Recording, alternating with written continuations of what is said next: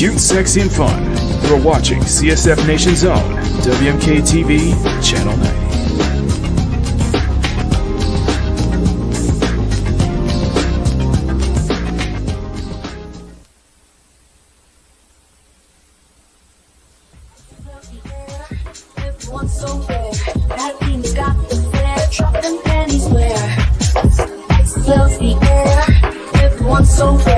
Makinis got the flair, drop them panties where lights are flashing bright, turn it up all night. The game's light, everything's so bright. You turn look around, dancing to the sound. Panties hit the ground, we are going down. Feel the love around, feel the sound.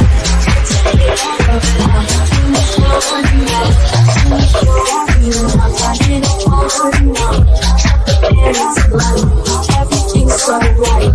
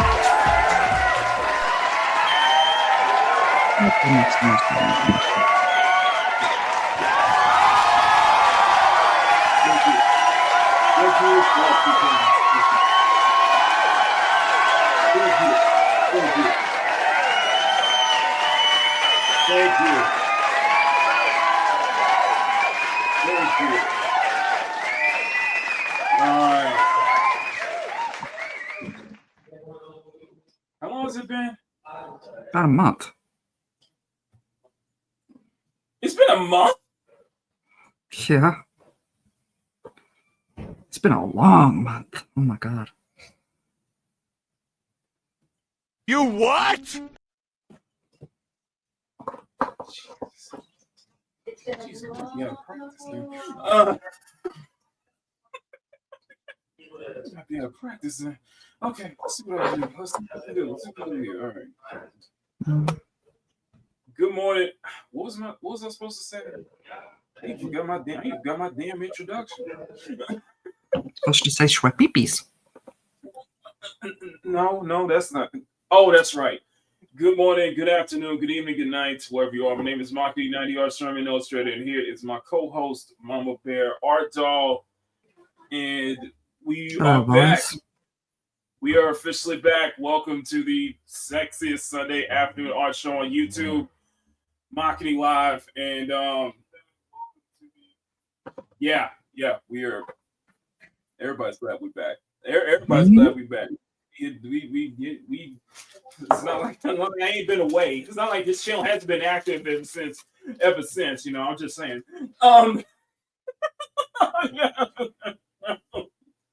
But Makini Live is back, and we got shit to catch up with. We got so much to catch up with. You guys have been amazing. You guys have been incredibly patient with me. I apologize. I apologize profusely for keeping y'all waiting so long, but we are officially back. The Sexiest Sunday Afternoon Art Show on YouTube is back, and in the midst of not repeating myself again, we do got plenty to go over, and we got plenty to catch up on. So, first off, Mama, how have you been since our departure? Oh my god, so unloved. Between you and Brucifer, the only activity I've been getting live stream wise is Tuesdays on Sticks Boys channel where we do New to Who. Not this week though. Brucifer's been doing a hiatus too, so Yeah. I've So mostly no, been modding. so you've been waiting for us. So you've been waiting for me to come back to what you're saying. Both of you. Okay, okay then. Okay then. It's good to know that this show feels wanted somewhere. Always. I'm kidding. No, listen. I guess I've been headfirst into making content for the damn channel. Making content for the channel, the gaming streams, Maki in the morning, all that stuff. The girls will come back. Anybody who's wondering, probably nobody is, but the girls are coming back next week. I'll bring the 7-day forecast back on Makini in the morning next week. And yeah. But I've been working like crazy. And for good reason though. Because we are at 3.37K subscribers. And thank you to everybody who's been coming out and really supporting this channel that we've been doing. I'm serious. I'm serious. Thank you, everybody, so much. I really mean that. I told Mom Bear that on Thursday we broke the stream record. We broke a record. You know how we like, when it's like a big thing, it's like an event going on, something like that, we'll hit that. I kind of get flustered when we hit if we're having like over 20 concurrent viewers. When people watching, I got 30 people watching on Thursday night stream. Did you do a hot tub stream or something? Jesus. Oh no! Sorry, no, not 30. Put 130. Okay, I still stand by. Did you do a hot tub stream? My goodness. Nope, I got raided by Smash JT. Oh wow. Yeah. Shout out to Smash GT. Bruh. Just a bruh. I was like, I lost it. I was like, are you fucking for real? I had to stop what I'm doing. I'm like, are you and we got some new members too. So, you know, we got some new people here. Neo, the less you know, the better. Literally what it sounds like, Neo. The less you know, the better. By the way, you know they break it in. They break it in here, right? They're starting to find their way here. So apparently, there's a whole trend going on with transparency, transparent cleaning videos, basically. Okay. Girls basically cleaning up and wearing transparent clothing. like ones of them just like, you seeing everything. Like I've reported a few videos. Like there's this one channel. All she does is yell at her chat and demand, like, if you donate anything less than $20, she will kick your ass out. And if you donate enough money, she strips. I've gotten tired of reporting this bitch. I'm telling you, I'm telling you, these girls are like cleaning, and they got full lips out. Let's just say that. Let's just be nice for YouTube. They got the full lips out. Upper and lower lip, you can see everything up into the colon, and they mark it as educational. But I mean, that's not saying. The double standard is. But come on now. Yeah, but you got the double standard. We draw something that's on the sexy side, and we get shot down. That's what I'm saying. I almost got in trouble. I almost got Loki in trouble for showing some pie on screen. It was covered by two hands. Let's put it that way. I'm like,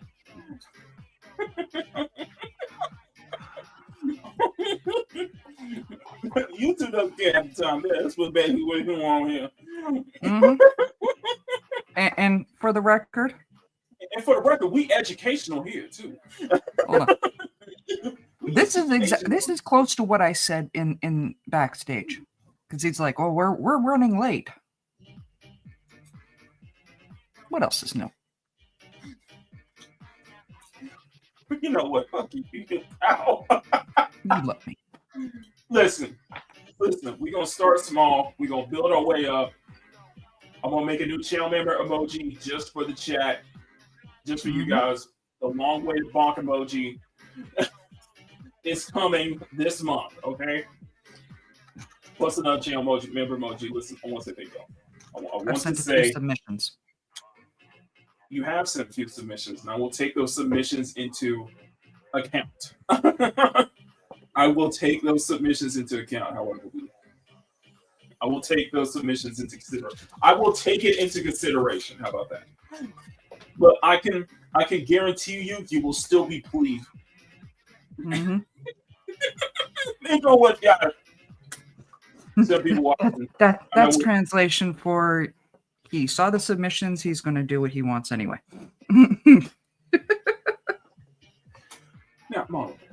Now, Margaret, why would you say something like that? How dare you?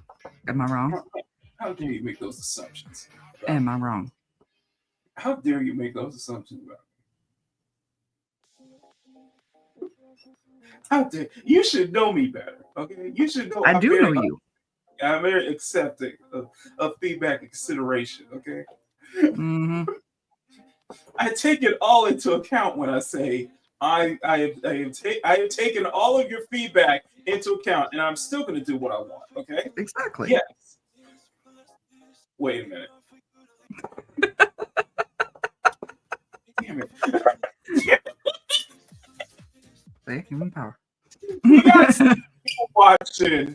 You will not be disappointed. When I do, you know damn well, when I do what I want, you don't get disappointed. Okay? The chat doesn't get disappointed when I do what I want on these damn shows. You have to admit, though. Show of hands. Who is actually disappointed? Okay, show the chat what I suggested. Okay. Show them what I suggested. She wants to take this character from Legend of Dragoon, okay? She wants to take this character from Legend of Dragoon. I'm going to take the design into consideration for a bonk emoji because I got to turn this into a Shiba Inu. Now. We don't even need to have it as a Shiba Inu. She's got a hammer. Yeah, but the bonk is a bat. We need a bat, though. That's a better bonk. I will take it into consideration, okay? I will take it into consideration, okay? That was one of my favorite games. I have played it so many times. That's a PlayStation 1. Yes, it's a PlayStation 1 game. I understand. Later towards the end of PlayStation 1, Legend of Dragoon, that character is Maru. She is an absolute delight. She is a Spitfire. And probably the reason why I love Squeaka so much. Margaret. Yes. How many times have I disappointed you on these shows? Oh, every time.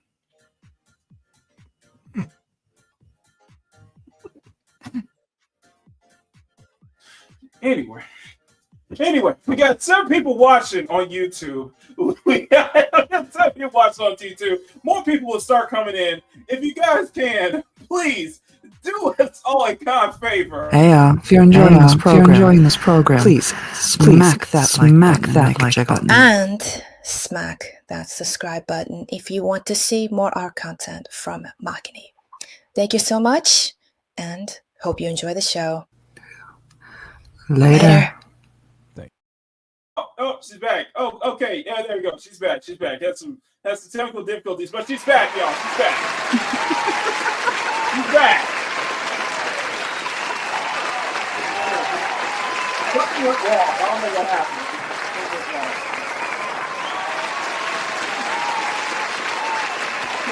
I think we got it all sorted out. Yeah, we got it all sorted out. We got it all sorted out, right? Right, my bad. Everything's all sorted out. Mm-hmm. By the way, we've got the Power News Network in the house. We've got Neo Clarence Price, I am going ahead without you. Because if I let you do this, we'll be talking for half an hour without even addressing the chat. We have Salty Roberto. How you doing? That's a new face. That's a brand new face. It's a new face for me, at least.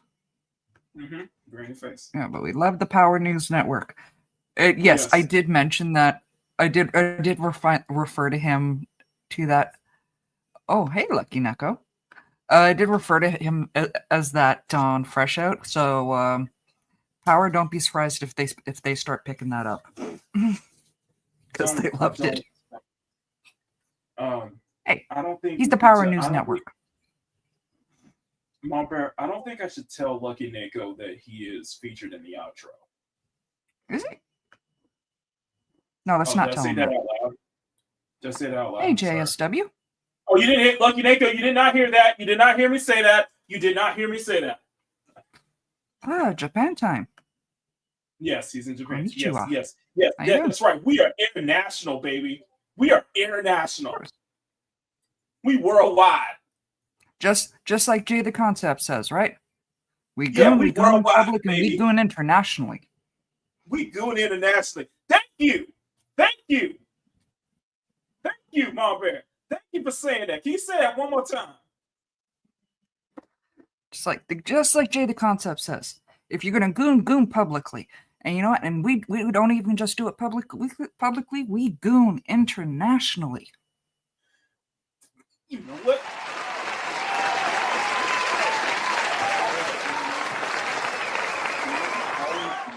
You never disappoint me. You know that? You never disappoint. Please, somebody drop the Discord link. There you go. The fuck was that? That was the otter. No, that wasn't. Yes, it was. I will do it in a second. Again. That's an otter. Okay. That originally sounded more like some sort of creepypasta type noise. Anyway, somebody drop the Discord link in for our dear JSW. And if you're going to do it right. And goon responsibly, please. Please goon responsibly. Oh, absolutely. You may have to enter through the video. You may have to enter through your phone, not through the main chat. Anyway. Mark, drop the Discord link for the chat, please. 1 second. Thank you. 1 second. I shall not disappoint my audience the way I've disappointed my co-host.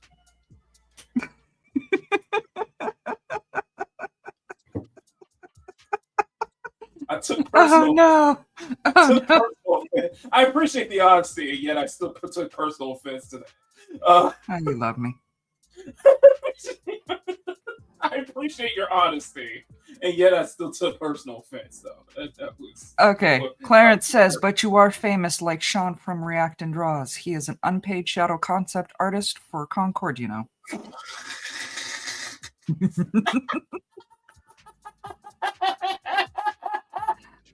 And Power says, Maki summoning his harpy ladies in attack mode. One card facing down, scaring Mom.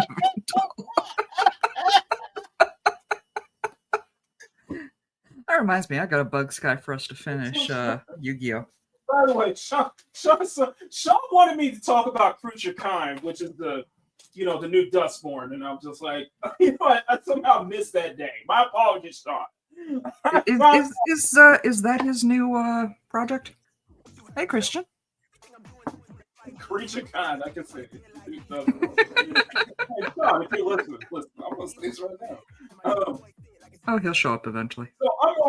So I'm watching Altiori's breakdown of every episode of Ironheart, and I feel like my opinions on that show are pretty much justified as much as everybody else's. So okay, I'll bite. What's your opinions? Because oh my god, I had gotten into so much heat over Ironheart, but by all means, my feel about Ironheart. You really want my opinions on that damn show? Yeah.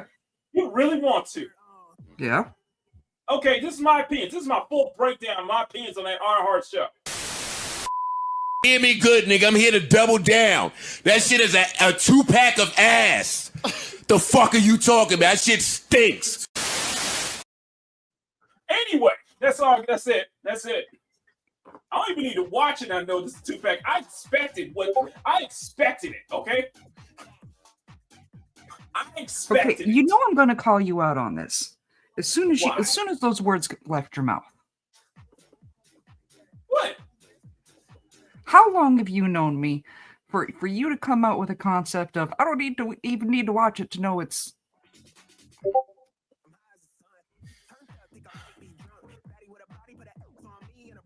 Okay, I'll buy it.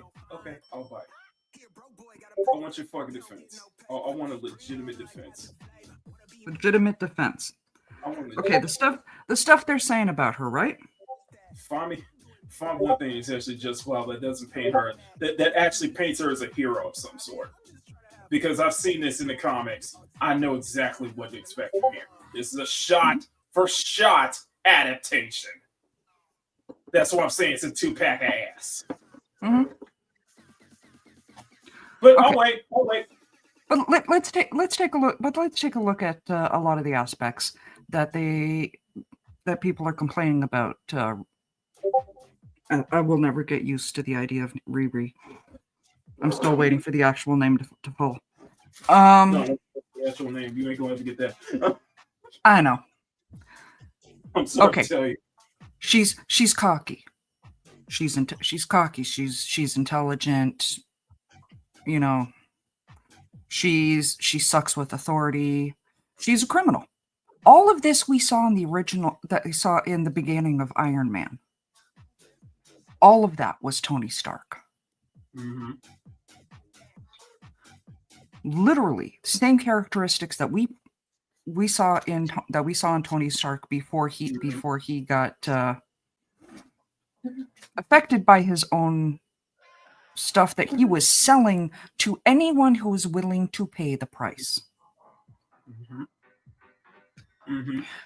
Main difference between her and him is she doesn't have the funding that he does.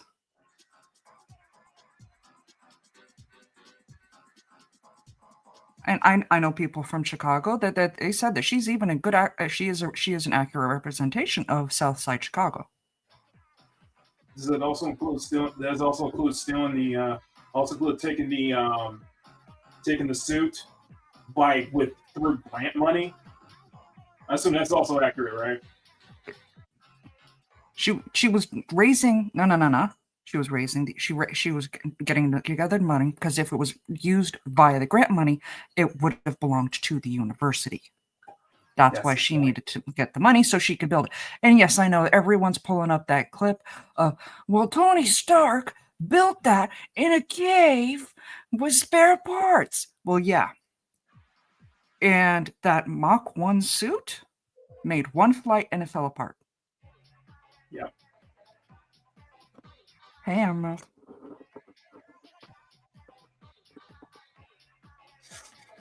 And I see people like, and I know you're pretty much the only one that's going to get this reference, a certain somebody who lost their mind and said Rings of Power was arcist because, the Dwarf Queen was short and stocky, which for the record, if that person is watching, those are the exact words Tolkien used to describe dwarves. Miss me with that bull. That same person, decided to have his thoughts about, of this. And went after somebody who I'm friends with, Dre Mack, shout out. Another great morning show who goes earlier than you. So yeah, start with Dre, then come to Maki. Only because they hours ahead of me, by the way. Yeah. Okay. And I got caught in the mix. He pulled up a video of that particular person and his two friends, who I used to be very close with, and I commented as such. I explained the name of the one and how to say, and said, "Yeah, I used to be connected with these guys." That's what I said. And somehow that got turned into me making negative comments about them. Fuck you. Okay. That's nice. Type of defense is still doesn't.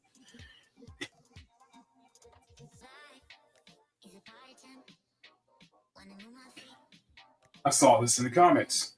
Riri is a very unlikable, very almost borderline detestable character. Badly written character. It doesn't make any better here. In fact, Natalie, her AI partner who was shot to death, is much more endearing than she is. Way more endearing. Okay, but again, let's take a look at Tony. But let's look at Tony Stark in the beginning. Yes. He was unlikable. Yes. He missed his own award ceremony. Yes. Rhodey had to collect it for him. Yes. I'm not depleting that. And yet he had the charisma to back it up.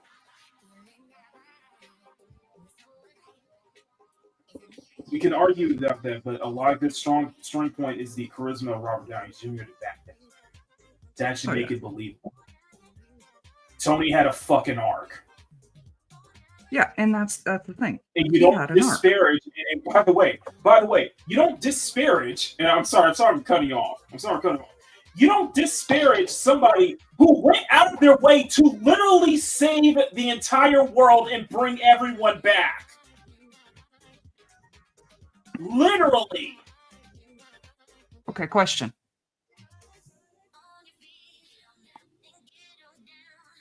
How is it disparaging to say that Tony Stark would not be Tony Stark as we know him without his millions? Because even that Mach 1 suit, those spare parts, were Stark tech. Mm-hmm. If he wasn't a millionaire, he would have had the same struggles that she has. Yes.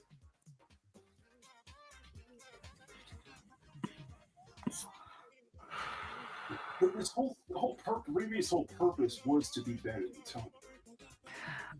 I can't help but notice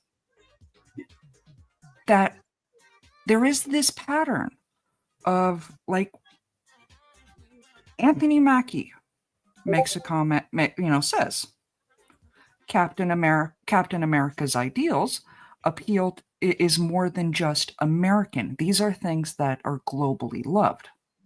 I'm paraphrasing, right? Morality, yes. Damn near the same thing Chris Evans said, but when Anthony Mackie says it, people lost their mind. Riri Williams has a very similar start point as Tony Stark in the in the beginning of Iron Man. But people lose their minds about her. I'm noticing a pattern of imbalance here.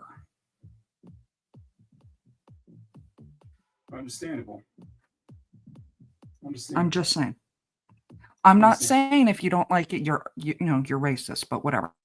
No, I'm not saying that. I'm just saying. No. I'm not saying that. So do not take me out of context. No. That's why I say when I say don't get me started on that, because I got another point I want to make about that. But go ahead. Sorry. You can make the point in a second.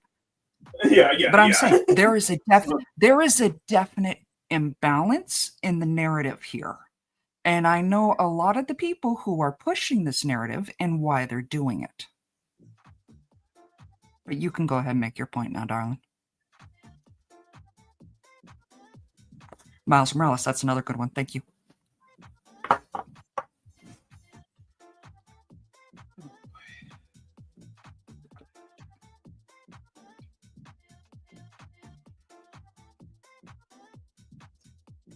I'm trying to collect my thoughts about this. I'm trying to collect my thoughts because I've been listening to reviews, I've been listening to see clips, and I still have not found anything that makes her actually likable. I did not find one single thing that makes that shit up. I find most of a good chunk of her supporting cast is much more likable, much more lit, much more daring than she is. Mm-hmm. It is the exact same shit that I saw in the comments. And if we flip the roles reverse, I would be saying the same goddamn thing. I know you would. If it was if we flip the races, we flip the roles, flip everything in reverse, I would be saying the same damn thing. And I will stand by that. Yeah. No, I know you would. But you and I both know that there are groups that make really good money and really great views off of telling people that this stuff is the W word, that this stuff that this is trash. Anytime where it's a black character or a female that has replaced a traditionally white male. We have seen this time and time again, that outrage culture rage bait stuff. Yeah, and my opinions will still, and you're not going to break my opinions on the same thing. Oh, that's one of the reasons why you and I have maintained this friendship over 5 years, is because you're too damn stubborn to have anybody change your opinion. But I'm willing to listen, though. Got you there. Hey, you do listen. Hey, got you there. But when you're set on something, and ain't nobody's influencing you one way or another, clearly. Because all I see that show is season 2 of Robin in the Hood. Mm-hmm. But it's a good thing you brought that up. It's a good thing you brought that up because and don't get me wrong. I know a lot of like Spoiler Kings. Spoiler Kings, I mod them Mondays and Thursdays. Mm-hmm. Bunch 3 guys from Chicago. 2/3 of them are black. 3 guys. You know, so two of them are black. They all hate the show. I think one of them is kind of mid on it, but and I get it. It's not a fantastic show. It's not going to make the top 10 for Marvel shows. That's why I dipped out. Oh yeah. I saw this shit from a mile away. One of the things I will nitpick on this, I hate her suit. Why couldn't they make her suit look closer to what it is in the comics? Something that is more streamlined, that looks nicer, sleeker, as opposed to them looking like they gave. And why the hell did you rip up a perfectly good, a perfectly conditioned 71 Plymouth Hemi Cuda? Right? Why? Bruh. Sorry. It just got that on me. Sorry, that was true. No. Like, really? But are you serious? The suit looks like they gave Baymax a repaint. You could have just went. What was it? What was it? Start there. The original suit. Tony wanted to. Tony. Oh God, said, I know Power. He didn't have to. Now you could probably argue that Tony did the same. Yeah. You could probably argue the same Tony did the same. And I probably saw a problem with that, but at least he had some amount of decency to model his suit after it. Not just completely his main suit after it, once he figured that shit out. I don't know. That just set me off. That just set me off a little bit. But let me say one thing. Let me say this one thing here. I've heard everybody's opinions. I've heard a lot of criticisms. And the only defense that I can hear, the only defense that I've been hearing, I've been seeing in the damn comments, is that one, it's either don't criticize too much, it's just a TV show, or you don't like it, you're racist.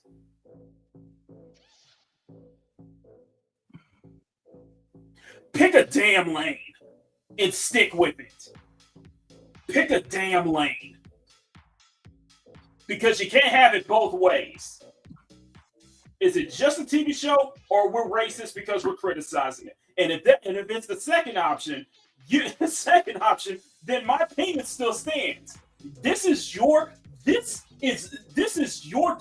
here. This kind of shit is your defense. This is your black representation. Get the fuck out of here with that. Sorry. Ooh, but that does raise a question, though. This shit off with me, man. If people turn away from stuff like this, stuff like Captain America, where it is black representation, what is that telling Marvel? Do better. Hey, Sean. Demand better. Go ahead. Go ahead. No, seriously, what is that telling Marvel? It's telling Marvel either we have to push these aside. Either we have to push aside, or we're gonna double down. When the obvious when the obvious thing to do, and I will stand by this, is to make not just make better black characters, plot more of the black characters that you already have. See, that would be the logical thing. And but when was the last time we've seen any studio do the logical thing? It'll tell them that this is not marketable. If I have to sit and think about that, then yeah, that's the problem. I have to sit and think about how long they did the logical. If I have to sit here and think about how long they did the logical. But they don't do logical. Which link power? Sean, no. Sean's here. So Sean, I would love to see you a link. I would love to see you a link, and I would love to give you I would love to hear your defense, sir. I would love to hear you step on trial here. What's your defense? I would love to, and the link is right there, bro.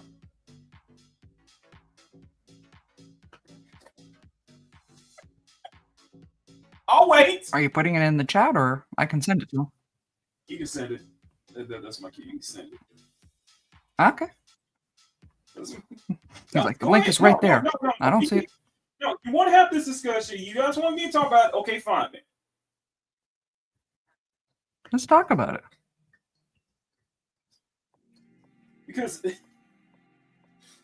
Because from what I've been seeing, I have not found anything that is not a deviation from what it is in the comics. I have not found anything that finds justify that finds a defense of her being a villain. I'm sorry, this is a villain origin story. Her actions come off as a villain. There we go.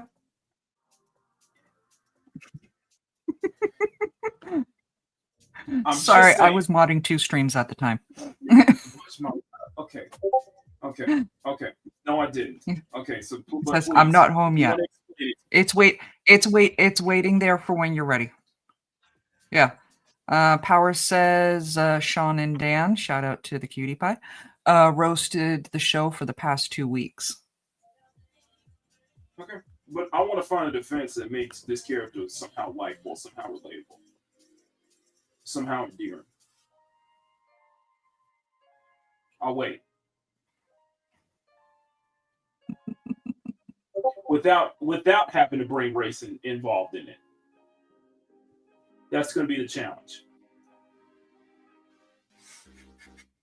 Mm-hmm. I know Sean's messing with me. I know Sean's joking, but I'm just saying. Sorry. Okay. Emerald wants to know who are you drawing? I'm thinking of a Shiba.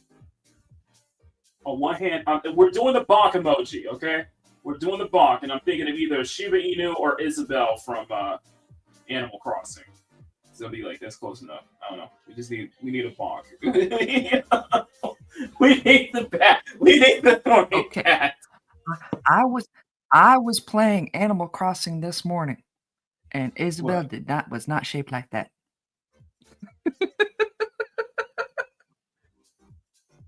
Marbury, you have not been on the internet long enough. I'm just saying. I'm just saying. Tell you for that for fact. Isabel. Long enough, okay. I was playing Animal Crossing this morning, and Isabel did not have those curves.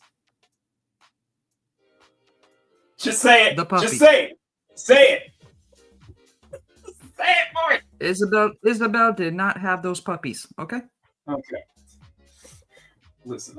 Listen. Let me just take a moment. You know what? I want to get into this. I just want to get into this real quick. Now, if you put here's my question. If you put this side by side, I want to ask the chat, which is worse, Ironheart or The Last of Us?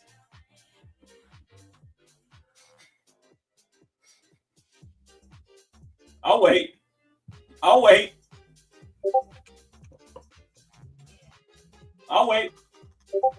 Which is worse? At least Ironheart ripped the Band-Aid off faster.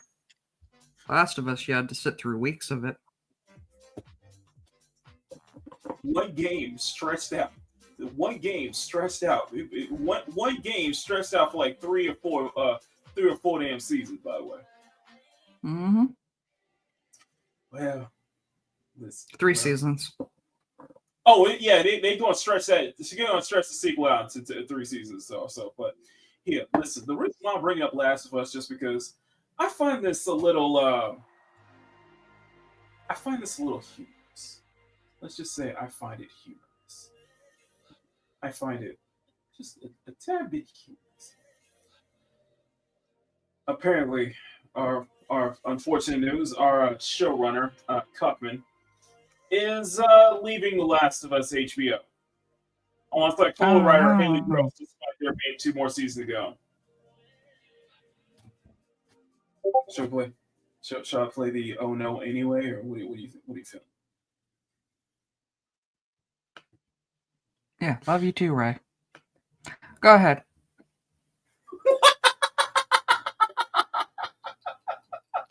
I just saying there is an obvious there is a notice imbalance in the narrative. Fair point. But let me do just a quick. Go ahead. If I can actually click it. Oh no! Anyway, last week. Pretty much. Let's be honest. Nobody gives a damn, so I'm just gonna make this quick. I'm gonna make this shit quick, because at this point, who gives a damn? Who gave a damn about The Last of Us 2? Come on now. Let's be honest here. Anyway, Last of Us 2. Neil Druckmann and Haley Gross leave despite there being 2 seasons left in The Last of Us HBO show. The 3rd and 4th seasons won't have Neil Druckmann at the wheel, nor has it been revealed, nor will have Haley Gross. Druckmann co-created the original with Last of Us game and directed Last of Us 2, which Gross also co-wrote. Let me put this. As the more I go along here, that it was what's his name? Bill Pullman and Amy Hennig were the ones who were the true masterminds behind The Last of Us, because the way I see the first game and the second game in the dichotomy is that similar to George Lucas. You give him free reign to do what he wants. He's gonna create stuff like this. Except that more and more, I want people to realize that Druckmann is a pretentious, talentless hack, a complete hack. Mm-hmm. I went into a whole documentary. I went to a whole video react to a documentary about his rise to fame. So yeah, I stand by what I said. He's a hack. Druckmann broke the news on Instagram. I made the difficult decision to step away from my creative involvement in The Last of Us on HBO. With work completed on season 2, by the way, season 2, Last of Us HBO stats were very low. People were very pissed, and you know what? People were having meltdowns because when Druckmann was killed, when he was killed off, when he was killed off, when Joel was killed off, right at the second episode, we were all like, we told you. We told you. We freaking told you. You didn't believe it. You didn't believe us. You didn't believe us. We told you now. So freaking y'all, man. I'm sorry. Anyway. Man, he's working on future projects on top of transition to complete focus on Naughty Dog's future projects, including writing, directing, Intergalactic, The Heritage Prophet, along with responsibilities as studio head and creator, which he needs to go a long time ago. Journey continues. Co-creating the show has been a career highlight. It's been an honor to work alongside Craig Madison to execute, produce, direct, and write the last 2 seasons. I am deeply thankful for a thoughtful approach and dedication to our talented cast who took to adapting The Last of Us 1 and continuing the adapting The Last of Us Part 2. Why the hell would you take Bella Ramsey, though? Why the hell would you have all the people you could have picked as Ellie? Why did you pick Bella Ramsey? I'm just very curious about that. Rose also announced her departure from the series right on Instagram, adding, with great care and consideration, I'm taking a step back from my day-to-day work on HBO's The Last of Us to make space for what comes next. I'm so appreciative of how this special experience has been. Working alongside Neil, Craig, HBO, and this remarkable cast crew has been life-changing. The stories we told about the love, loss, of what it means to be human and terrified was a trash story. So my bias is coming in, okay? My bias is flying through. The story is trash. I've had some truly rad projects ahead of me, and I can't wait for now. I want to express my gratitude and everybody who brought Ellie and Joel's world to life with such care. With absolute disrespect from the original creator. From, not to the original creator, absolute disrespect to that creation from its original creator. This all feels like a huge blow to HBO adaptation, like who gives a damn? It started out strong, but it started flounder afterwards because you are adapting The Last of Us 2, which is one of the most decisive video games in history. On a story perspective. What you think was going to happen? How do you think that you really thought the audience was going to just immediately just be all in for when Joel eventually gets Nana? By the way, the actress that you have playing as Abby moving forward, she's a better Ellie than Bella Ramsey. So Craig Madison, who will presumably be the only one left to carry the flame, will still records. It's got 2 more seasons left, stretching The Last of Us 2's 1-game plot into a 3-season arc. I'm done. You any thoughts, Marbury? I'm done. Any thoughts? You know I don't watch that show. Thank you. Anyway. It's got 2 things going against it for me. I assume one of it is Pedro. Yes, and zombies. Because he's in everything. Everything!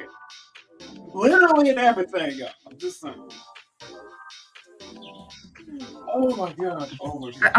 I'm just gonna say this, and I know I'm risking the hate of the Pedro fan club. One of which, sadly, is my sister. If he cut back on maybe 20 projects a year, I'm just saying, maybe he could bring in a better performance instead of feeling like everything is phoned in all the time. Because his attention is divided so far because he's in everything. Or maybe, just maybe, if he wouldn't have to shut his damn mouth for once. Oh, I still haven't forgiven him about a tweet he did a while back. He learned to shut his damn mouth. So I saw the J.K. Rowling clap back real hard. I do remember a certain tweet that came out right around the same time that they got rid of my girl from The Mandalorian. Gina, yeah. Right around that same time, he put out a tweet saying that half of Americans were German National Socialists. Hey, quick question. Hey, Gina, hey, Pedro, quick question. Where's your follow-up tweet when those Stay Purple you were crying were the winners of this past election? I'm still wondering. Oh, cricket. Oh, is that crickets? Huh? I don't hear a damn thing. Huh? Oh, okay. I'm not praising one side or the other. I'm not praising one side or the other, but it's funny because you make that tweet and then we were all in. Where's Pedro? Huh? Who's the losers now? Oh, that's right. I just find it funny. It's like a shot for him. But she was fired for posting something that was originally posted by the Holocaust Twitter page. But he makes that statement and gets no reprisal. Right. Hey, memes. You know what the most entertaining? Entertaining thing? I never told you. Mock. What? Mock. What? I got a hug for memes. He went all the way to Canada. I got an actual hug for memes. Give you a hug. Damn straight. You know what? Memes. Just for that, sir. Just for that, sir. You get a round of applause. You get a standing ovation. Okay, you get a standing ovation. How about this? You get a standing ovation.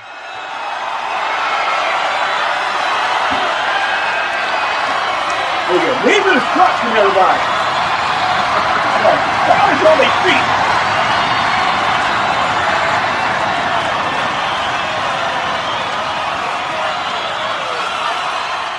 There you go. Just for you. There you go. He has officially achieved legend status. He not only got a hug, we went out for burgers together.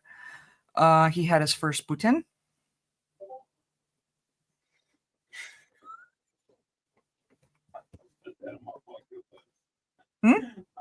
I will put that on my bucket list.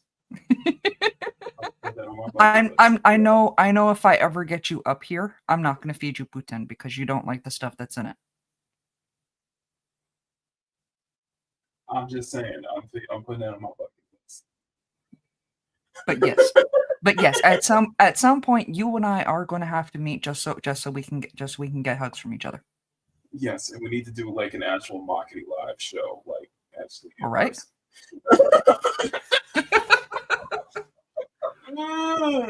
Actually in person. Okay. Oh my God! Imagine. Be crazy. I'm still contemplating if I should bring my gear with me. If I should bring my gear with me later this year because I'm going to Vegas November. If I'm thinking of doing Okay, Sean. How memes spelled it is how it's correctly spelled, but it is pronounced poutine. Other people will pronounce it differently, but they are wrong. You know what means here. Fine. Sometimes. Fine. I'll just Critic. Wait, what? Kids arguing with me from the other room. Oh. He's a critic. Go back to making videos. That's one of the other fun thing. She's been making videos for like shorts for her YouTube channel. I got to 5,000 views. Come here. We are not doing I will not be doing a crossover with you, Little Bear. That is an absolute. I'm not asking for a crossover. I got to 5,000 I'm just saying. views. I'm denying any interest in that. Okay, we're gonna be on two different wavelengths. No, I know, but yeah, her shorts have gotten up to 5,000 views. We got that notification like yesterday. I've blown up. How many subs that she has? How many subs do you have? 32. 32. 32 subs. She's got barely even 5,000 views. Shit. I'm gonna get her. Get uber mad. It looks like it's something that's like uber mad that I'll break like 5,000. Then I'll break even 10,000 views. Like, Trending songs, and I do cute trends. At this point, I'm going to get her to put her little magic on some of my shorts. At this point, I don't really do. can I get that magic from you as well? I'm just saying. And yes, memes confirms Little Bear is funny. What do you mean? Memes, the one we went to burgers with. Oh yeah. Yeah. Love your memes. She sends her love. Where's my love then? I'm sorry. You know she loves you too. Not all for love. I'm kidding. I'm have fresh kidding. nail polish. I'm kidding. I'm stubborn. Okay. I know you're stubborn. You come by it honestly. Yeah, but Ray, here's the thing. Chris Pratt is likable though. It's not a good analogy though. Chris Pratt isn't in everything like Pedro is. Exactly. That's not a I good mean, analogy. you can actually, there are actually shorts. Somebody sent it to me. I don't remember who it was. Of this summer, coming soon. Pedro Pascal starring with Pedro Pascal in the Pedro Pascal movie. Oh, I think you forgot Pedro Pascal. Yes, and Pedro Pascal. Oh yeah. Don't forget Pedro Pascal. Pedro Pascal. In the new summer blockbuster, the Pedro Pascal movie. Yeah, you forgot Pedro Pascal though. Okay. You did forget Pedro Pascal. Mm-hmm. Oh, also Pedro Pascal. Mm-hmm. I just realized visuals are creepy.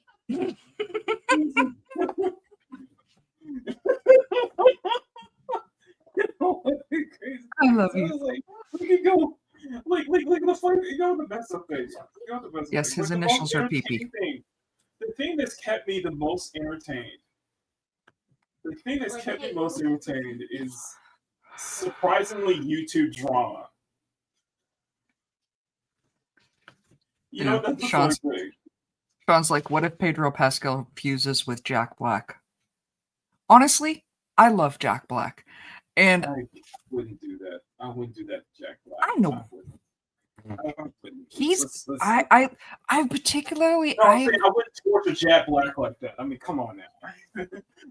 I mean, I have particularly the whole run that came through with all of the Minecraft promos and stuff. Oh, and also you didn't like the chicken jockey. Is that what you're saying? All of his songs at this point. Yeah, but you especially love Yes, I love Peaches.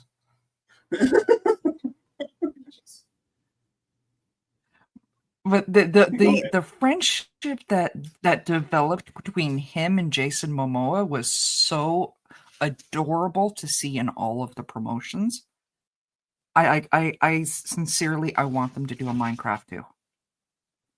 I mean, they probably are going to be after all. They're the main characters.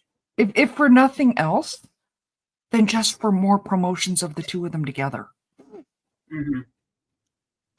That's fair. That's fair. It's like The Rock and Kevin Hart. You love watching the two of them play off each other in promos and interviews and anything.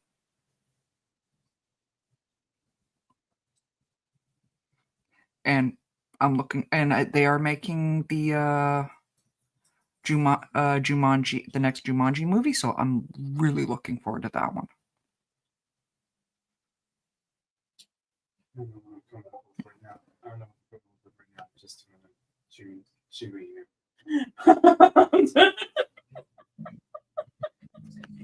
Just hit the bat, okay? Hit the bat. Neo. Okay, now I definitely live under a rock. Who is Pedro Pascal? Pascal. You don't want to know.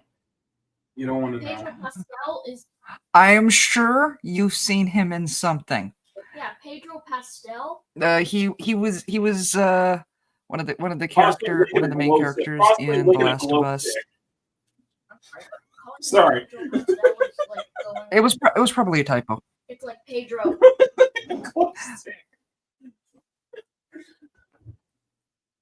Oh my god! Oh my god! Pedro, my Okay. jokes. I mean, what has he been in recently? Like Gladiator 2, he's going to be in the new he's going to be Signor Fantastico in the Fantastic Four movies. I am not calling him Mr. Fantastic. Mr. Fantastic never sported the porn stash. It's like Namora. It's like Namora in Black Panther. Namora. Okay, yeah, that happened.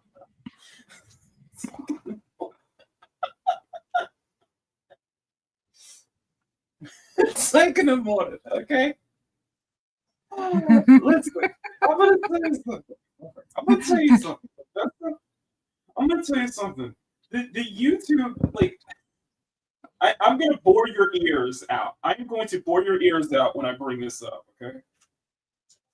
The most entertaining thing. Go ahead. I'm sorry. I'm dying at Sean's comment because I know this is a legit quote, but it's so messed up. The current king of testosterone and masculinity. Bruh. Don't get me started. Don't set me off. Okay? Don't set me off. We're having a good day today. We're coming back. We have come back. Okay? We have come back. We're come back after a month. We're in a good place here. I'm just glad that we're not on Twitch because I'm just saying Michael B. Jordan's right there.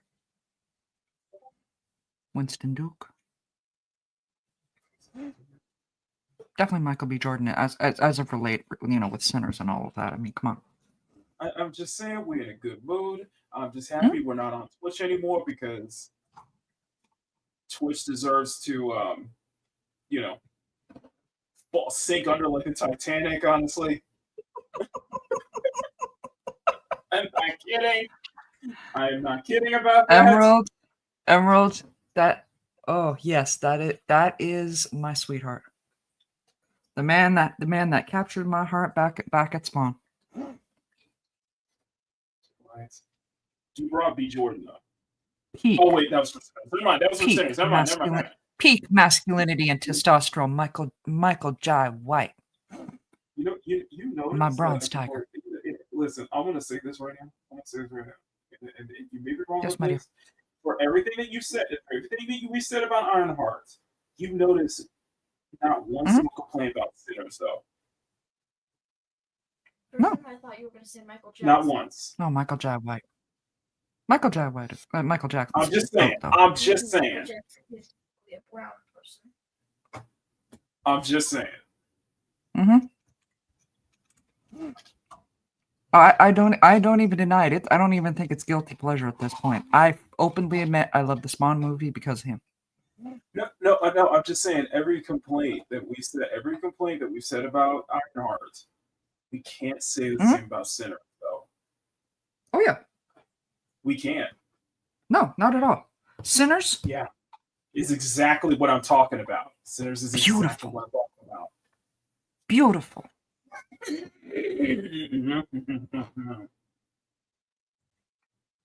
Like Ryan Coogler knocked it out of the park with that. And the best part about that is he gets rights to the movie. Mm-hmm. He gets the rights to the movie. WB doesn't get to keep that.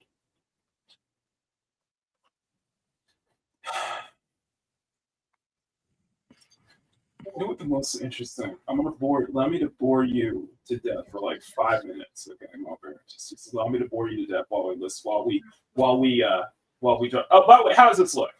Looking good so far. Okay, it's okay. I'm trying to solve between a human and okay. Let me bore you for 5 minutes as I'm going to get started on this sketch. Go for it. You know what the most interesting thing that I've been keeping up with the whole time? What's that? YouTube drama. Really? Yeah. Yes. And it's not what you expect. Yeah, I have been keeping my head. I have been keeping just eyes glued, ears open to everything that has been circling around this Ethan lawsuit, this Ethan Klein lawsuit. It has been so. For context, one of the biggest streamer. For context, Ethan and Hamas, Diddy, Adolf, Osama bin Laden, Baby Lol, Epstein, old enough to count, old enough to mount, Piker have been basically back and forth for practically a month now, for practically a pretty long time. And Ethan, in a funny turn of events, went out of his way to actually file a lawsuit against three, not one, not two, but three of Hassan's orbiters, Frogan Denims and Casey Tron. I have been very invested in that lately.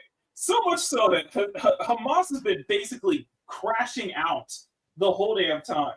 Like, I would love to talk about that, but I understand that people are going to be very interested in it as much as I have. It's just, I find it interesting because the whole lawsuit might be might actually change might actually have a long-term effect on how reaction content and commentary content is done on YouTube. And I think that, in my humble opinion, despite the fact that I dislike both parties, let me just rephrase the statement. I dislike both parties involved, and yet I find it very interesting. Yet every time I keep having to side with Ethan, every freaking time. The reason I'm bringing this up is because I want to react to Asmon's video reacting to YouTuber Legal Mindset basically giving Hamas a smackdown. And Hassan a complete smackdown. Would you just because people are just it's just amazing crash out. Yes, they are. Yes, they are. Okay, power. Yes, they are. Because they practically agree on everything.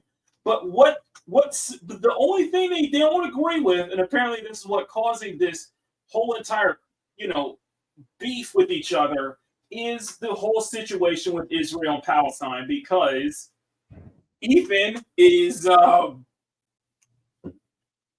Jewish. So yeah, he has a fight. He has a thing. He has a dog in this fight. His wife has served in the Israeli army, by the way. He left. So yeah, it's just I dislike technically, but details exactly. Reaction content change. Well, there goes my channel.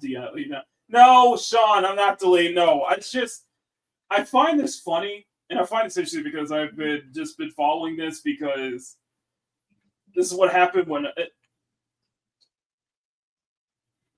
I've been reacting up to a lot more of Roach King Asmongold's content and Tech Tone lately, just because it's freaking funny.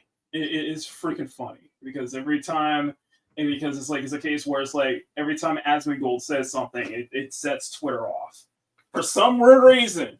And Twitter freaks get mad. Sorry, I just want to get that out of the way. It's just, I just want to get that out of the way. I know it bores you, that has nothing to do with anything. It's just, I find that so freaking amusing. At least Ethan still has a soul, says Neo J. Ray says, I don't like Ethan, but Hassan I like even less, because unlike the former who did make content was worth watching, the Struck never made anything worthwhile. I totally agree. But don't tell that to his rabid fan base, which still believes him every single step of the way. Cover it on Makini in the morning tomorrow. Unless there's actual interest in me covering this whole thing, because I don't want to bore Mom Bear, because it's nothing interesting about that. Okay. Hold on. Question. What? Question for Sean, because he says here. Okay, go ahead. Hassan, so he left, was hanging out with Zoran, the next man coming to ruin NYC. Isn't that the dude that put together the Power Rangers? No, you're thinking of Zordon.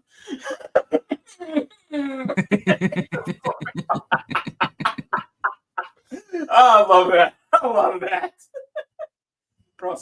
Hey man, I'm not gonna lie. I've been on a Power Ranger high for nostalgia high for a while now, ever since actually since Sinners came out, because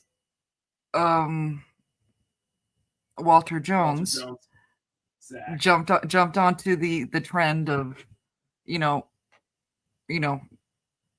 asking to be invited in, doing a point of view, asking to be invited in, after seeing Sinners. And I put in the chat, I put in the video under his video, the comment of, you know what, for Walter Jones, I would absolutely take my chances.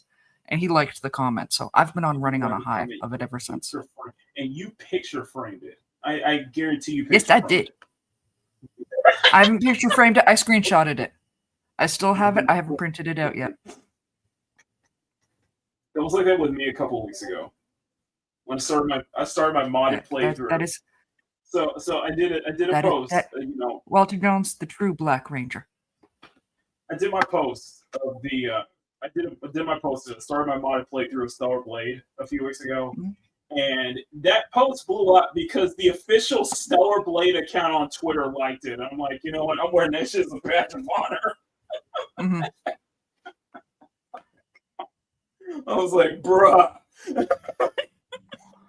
Since when it goes straight to what? Well, in Power, let's be honest here. It's more than just the name. It's more than just like the back and forth and the disagreements. It's gone as ugly as the name calling, making accusations of grape, which I did take personal offense to that, and which I 100%, which I take personal offense to that, and which is why I 100% I think Tectone, in my humble opinion, I think he should go forward and sue Frogan. Sue Denims for defamation, because that is blatant defamation. When you're calling somebody a rapist and saying that they actually did that, they can't sue you because they actually did that shit when you know damn well they didn't, and because you want to do this whole guilt by association because Techno's dad was a rapist when actually it turns out he was just a sexual harasser or not a rapist. Yeah, that's lots of defamation. Well, let's not also forget the fact that within Hassan's orbiters, even had Child Protective Services called on him. Yeah. Okay. It got that nasty. Okay. You kind of lost me for a second there though. On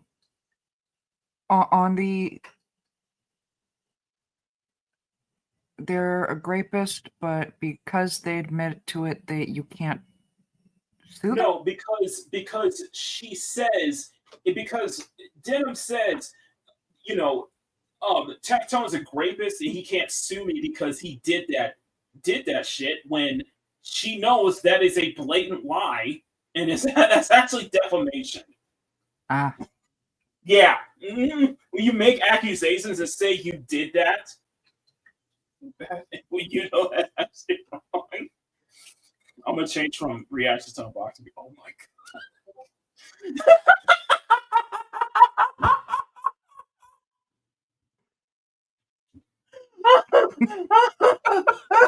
Sean's got me. What did they send you your character? Oh my god. That's not what, now this goes into the whole lug. That also goes into the whole honestly, you have no idea how tempted I would be on making up a doll based on Sean's Jabam character, just to send it to him. By the way, guys, I want to say thank you to everybody who's been I want to say thank you to everybody who's been subbing, everybody who's been supporting the stuff I do, and all I gotta say is,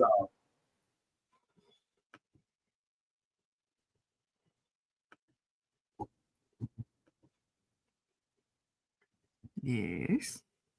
yeah, let's up those numbers. Let's I'm using that's going to be a clip moving forward. Let's up those numbers.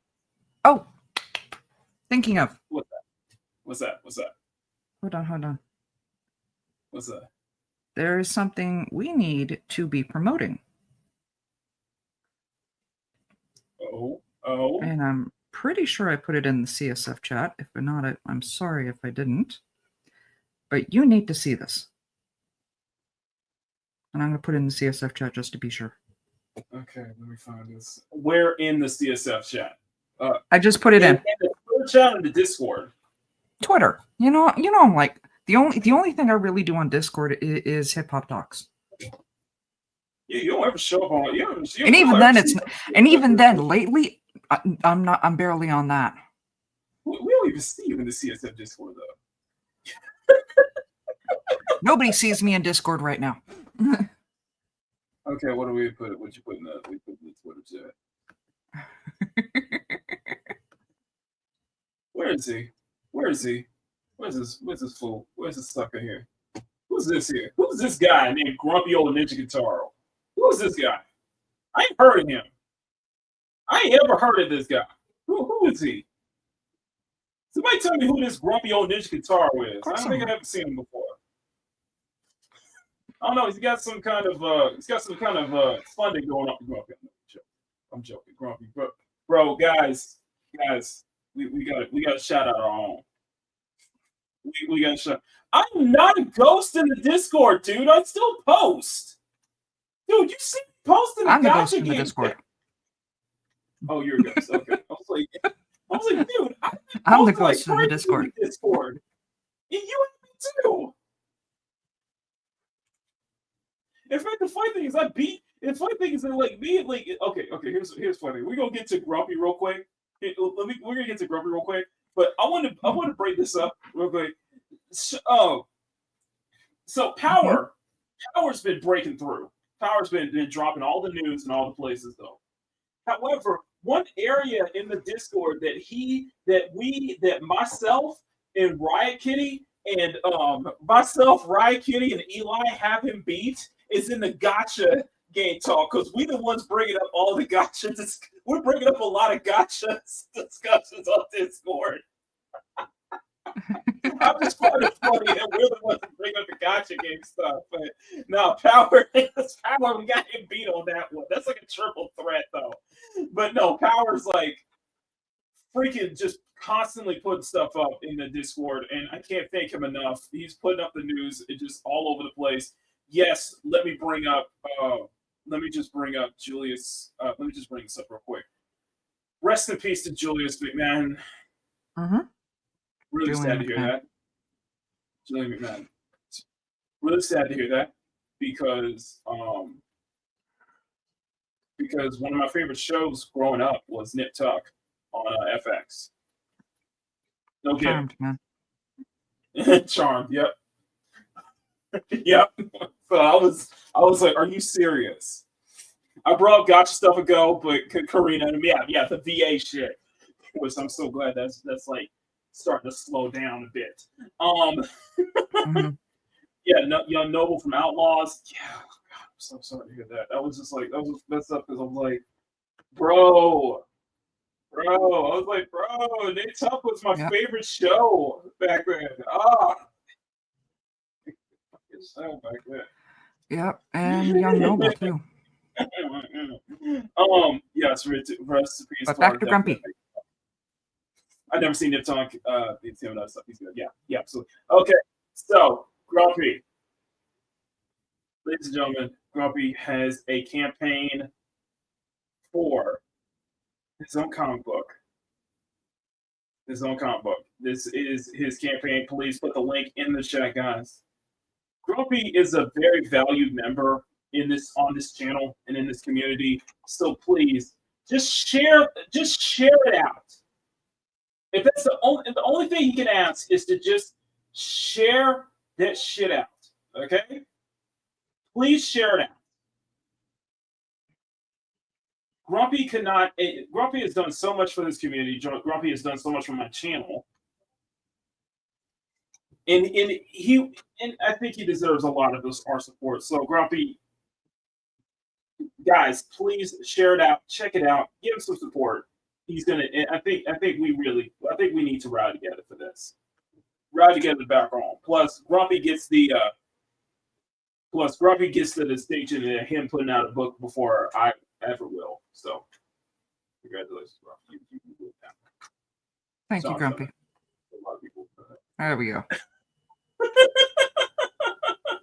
We discovered an idiot level below more mom. We have this. Damn, Ray. I'm not highlighting that. Guys, really, thank you. Please, just show it up. Yeah, let's just show Grumpy some love because he's been a part of this community longer than you guys even realized. Grumpy is the reason why Grumpy's the reason why we are the CSF Nation. Exactly. So it's only fitting that he is. I mean, without Grumpy, this would just be a guy and a girl and a potato can.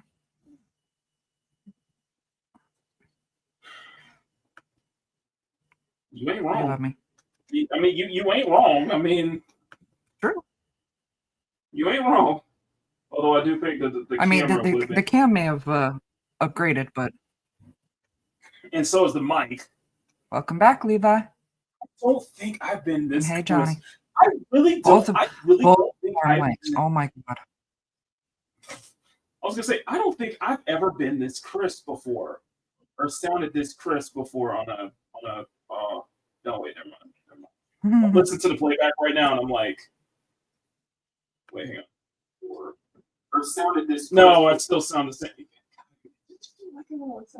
Like you hear me? Like you'll hear me when I'm on OBS, and my sound is so crisp, so like freaking stereo surround sound. It's just ear doesn't like transition well for some reason. It's not well on StreamYard. Let me see if I can adjust. I hit my mic settings real quick. Yeah. Someone. CSF Nation, assemble. Exactly. Grumpy. Guys, please, Link is in the Indiegogo. Please give him some love, guys. Just share it out. That's all we can ask. Yes. That is all we can ask, man. We can't ask for any more than that. Grumpy share it out. If you got a little extra, send him a little bit of financial love. Exactly. I'm sorry, I am all over the place. I just need to edit I just want to edit something real quick. Why can I not change where's my vision? Where's my, oh, it's hard. No, not edit on editor, not the name. My mic settings. I need to change is it not going to let me change are you going to change your mic settings? I'm just curious. Are you going to change your mic settings? I can. Or like switch out your mic? Are you able to though? Are you able to? Because I'm trying to find like the settings where I can. Because I'm wondering well, for here, for in here, I go to audio. I get the options of echo cancellation, but when it says mic, so you can't change your mic or anything like that? I can. Or output, because that's what I'm trying to look for. And for some reason, I am on mic.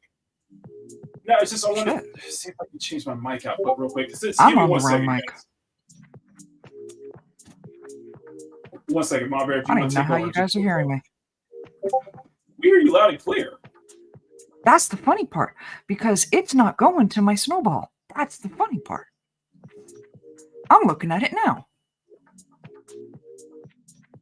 Hold on.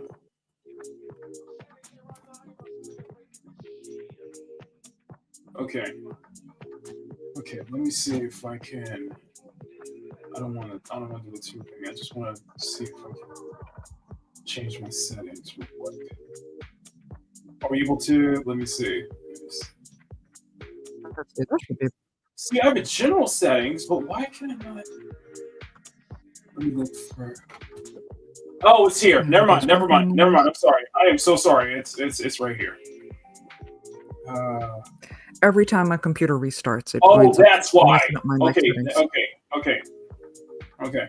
So it's going through my PS5 controller. That's why.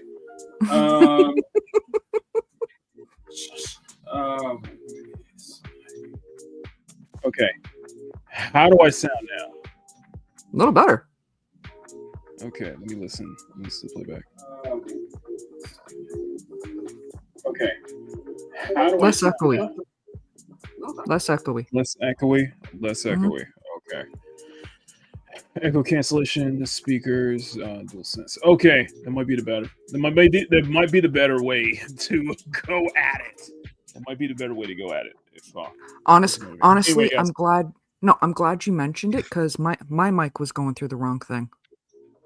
Oh, funny. It's so funny. I'm hoping I sound better too now.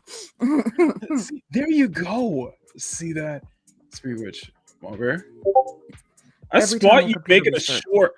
I spot you making a short the other day. By the way, with me? Or was that a short or a full video? It was a video. I did do a bite size. Okay. So I have figured out how to do it with this computer. It's a bit of a hassle. I don't have the time for it over the next couple of days. I'm hoping before the end of the week I might be able to get one done. And everything. My week is busy. Hectic to say the least. Hectic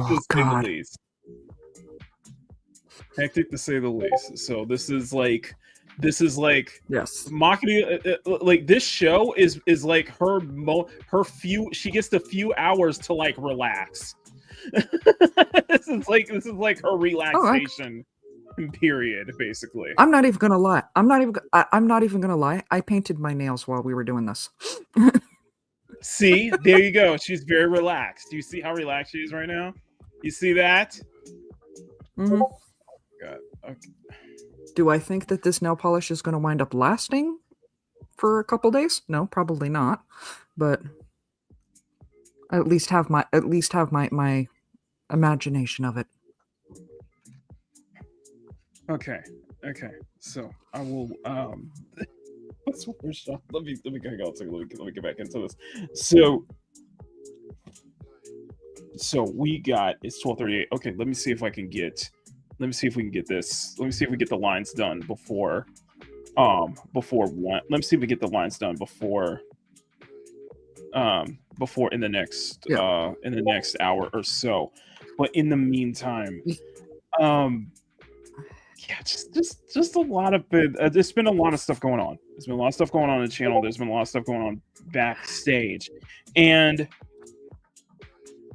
one thing I do want to share. And if Power could put a link to this in the chat, I would appreciate this. The Stop Killing Games movement has become a battleground now. And so for those who don't know, I've been so for those who don't know, on Peak Gaming, I have been promoting the Stop Killing Games. I've been promoting the Stop Killing Games petition for the past couple of shows, just because of all of the drama that was surrounding it, specifically with Pirate Software, and now as it broke into 1 million signatures, in which I still believe that 1.2 million is required, is a requirement for it to be, more on the safe side, because you can't post it, you can't share in the how do I put it this way? It's for EU residents only. It's for EU residents only. You have to be in the UK or in the EU to be able to sign it. And the situation has now escalated. Actually, it has escalated. So much so that, well, AAA publishers are getting involved. Okay. Yeah. Let me go bring this up from Michael. You guys know as Legacy Killer HD. We're gonna react to this, and this is just from 6 hours ago. So we're gonna do this, and I just want to do a full reaction to this because I think this is very important. But guys, link in Power, if you could send the link, and I'll if somebody can put the link in the chat. This is for the Stop Killing Games petition, which I think has become a movement now. Link in the chat, guys, please. Yes. That one? Yeah. Not just that one, right one. we also have a second link as well. There's a second link. Okay. It's a couple links there, but yeah. Thank you. Yeah, but yeah, check that out, especially if you're European. If you're a European viewer, which I know we got some plenty of European viewers here, even though it's probably like early in the morning where y'all are at. But I want to react to this real quick video from. Legacy Killer HD. He's going to explain the whole thing, especially what's been going on with Thor Pirate Software. So let's make sure my audio is ready and let's begin, because I do think this is important. Bare minimum compromise. I truly do fear that the Stop Killing Games initiative is about to be hit by the old AAA games industry playbook. And more specifically, I'm referring to their lobbyist arms such as the Entertainment Software Association or Video Games Europe, which we're going to be extensively talking about their statement on Stop Killing Games, which is a massive attack on this movement, and it really should show what's about to be coming ahead. And we've seen this playbook before from the AAA games industry a couple of years ago over the whole loot box debacle. They decided that their best way to solve that issue and sway lawmakers from regulating microtransactions and stuff of that like in video games was by adding a in-game app purchases sticker to video game copies. Vague and it doesn't specifically say if it has DLC or if it has loot boxes or other types of and make sure I'm not getting sued. So make sure we're doing proper reaction content, not leaving it up for the entire video fair while use. We go in. Yeah, fair use. No, not like we're just gonna, have that play while we are going to the bathroom or taking bong hits. We're gonna do proper reactionary content. But I'm joking. Following what I see with other channels that I'm on, they do. I'm not going to use the Power knows who I'm talking about. I'm not going to use their full term, but they do go fair use. No, I was joking. I was joking about that because it's like, we're not. We're not like going to the. Here's my thing, okay? If you're gonna react to the video and then you need to go to the bathroom, stop the video. Okay, stop the video, hit stop, or put something in like an intermission, then do what you need to do, and then come back and hit the play button again. Don't just let the whole thing play while you need to go up and do whatever you need to do. Okay, if you're taking bong hits, like 45 bong hits and while you're playing the whole damn video, that's not really commentating, okay? That's not really reactionary, okay? If you're walking away from it, no, that's not a reaction. Exactly. That's just content. That's just using somebody else's content, which I see all the time. Okay, there's a difference. That's why you're getting sued. Casey Tron, Brogan, Denims. Sorry. Oh, I could. There are so many names I could drop for that kind of stuff. Yeah. But the reason I wanted to pause here is I want to explain to Monver what Stop Killing Games is. Basically, this has been a petition that started with The Crew, which is a racing game by Ubisoft, and their servers, they shut down the servers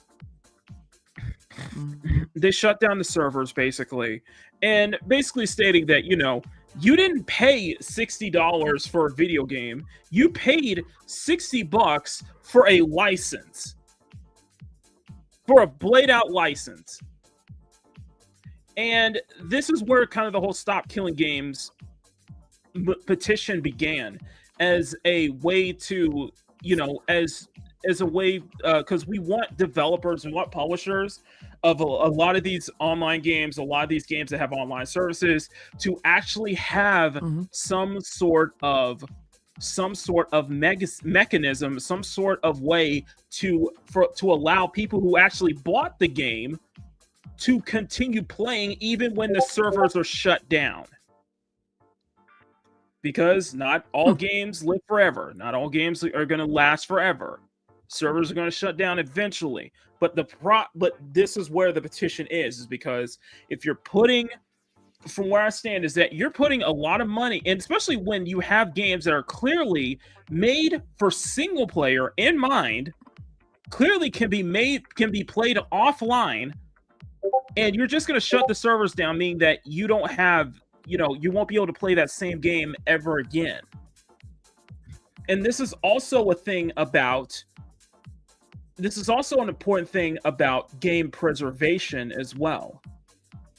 You know, because it's not an important issue in the industry right now, when it should be is game preservation, because, you know, we're in an all digital age, and a lot of the games are being lost to time.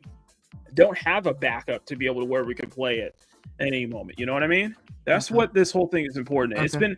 It has been a big movement. It has been a huge movement, crossed over 1 million signatures now, and it feels like it's almost at the finish line. However, there's continuous amounts of roadblocks that keep popping up that prevent it from, you know, wanting to see this whole initiative go through. So that's the gist of what Stop Killing Games is. Microtransactions. Okay. That was the way that the video game industry got lawmakers off of their back. And now I feel like that playbook is about to come out in this form. And it's actually something that has already been made law in certain parts of, well, the US. New California law means digital stores can't imply you're buying a game when you're merely licensing it. Mm-hmm. The law will go into effect next year, which is this year. We've already seen one platform take this on, and that was Steam, who says now the game that you're buying is really just a license. Yeah. That is the bare minimum compromise I truly fear that the AAA games industry is getting ready. And in terms of the game preservation efforts with Stop Killing Games, I said in the last video, and I'll say it again, that is not good enough. And this isn't like coming out of the middle of nowhere either. Somebody such as Pirate Software, this is literally what he wants from this initiative. He thinks that this should be what people are fighting for. This was in his initial video on Stop Killing Games 10 months ago. Players down the line in the way that it is currently written. And I think that starting a conversation that doesn't get to the core of the issue is both wasted time and leads to potentially bad outcomes. So if we want to talk about this, let's talk about the actual bad business practices. In the case that a studio is making a live service game and they sell it to you as a product, they say that you are purchasing the game or you are buying the game, when in reality, you're actually purchasing or buying a license to that game. Mm-hmm. I think that we should be fighting about that. That needs to go away. Yeah. A player should be well informed at the point of purchase that they are purchasing a license, not buying a game. And the reason that we have those licenses in the case of client-server interactions, like we had before, we're talking about client-server games, is so that they can ban you when you cheated them. They revoke your license. That's why they revoke your license, to protect the gameplay of every other player that you're impacting when you cheat at these games. That needs to exist, but it needs to be better informed to the player at time of purchase. So I agree on that. This doesn't bring that up, though. Yeah, that's all he wants from this initiative, and he has made that clear in multiple streams and videos, and he has been the most vocal proponent to this initiative. And even just as of the other day on his own stream, he was wishing, well, this is what he had to say. Over my life, despite physical evidence to prove to the contrary. And they also went after every job I ever held, trying to say that I never worked them, or if I did work them, that I never deserved them. And what he's referring to is he was known for, I think he started off as a QA tester. Some other game developers have come out calling out his qualifications, saying that he's kind of overinflated what he did at Blizzard and his past history in the video game industry. But this is specifically the part where he, again, goes after Stop Killing Games. So I'm going to be honest with you. I hope that your initiative gets everything you asked for, but nothing you wanted. Never seen so much salt from a man, but like I said, there's no stopping this initiative. It is truly taking off. To answer the question, Pirate Software has been one of the biggest, the most vocal proponents against the Stop Killing Games initiative, purposefully taking what, you know, Ross, the original creator of Stop Killing Games, the initiative, taking everything he said out of context, taking, you know, basically blatant misinformation, and he suffered, and not to mention just the sheer disrespect he has towards people who want to see games get preserved, people who want to not feel that they're getting scammed over and that they have to pay for a freaking license, that they can't play a game anymore because the server shut down. Mm-hmm. Upper Echelon made a horrible, and I'm saying a blatantly horrible defense on for Pirate Software, and he does deserve the blowback, especially when that's not when the criticism and harassment towards Pirate Software Thor is not equivalent to what happened to Michaela, that you know as Save a Fox, who was harassed to the point where she took her own life. Sorry. That I had to raise my voice about that because that pissed me off legitimately. I'm like, the freaking gall you have. It should. You know damn well that is much different.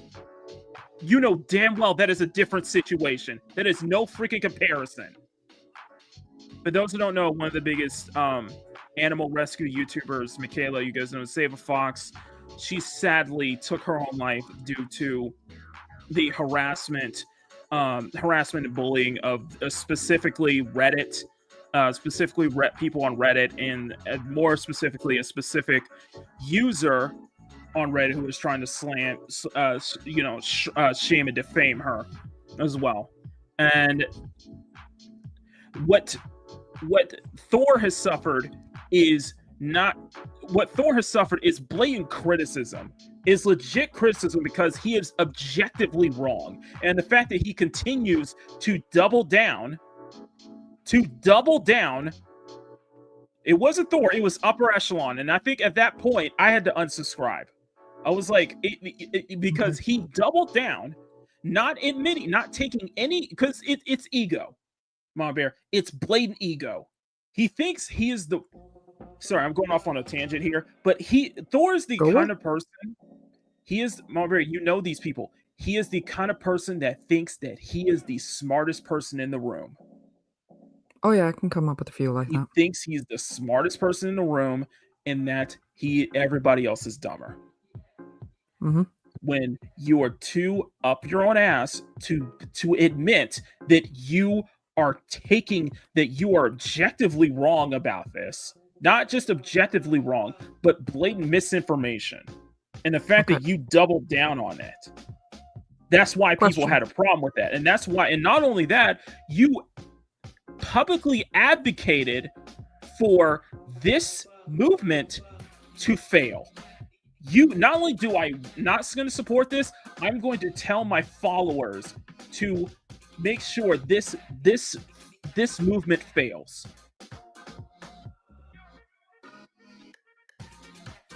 He actually said that publicly.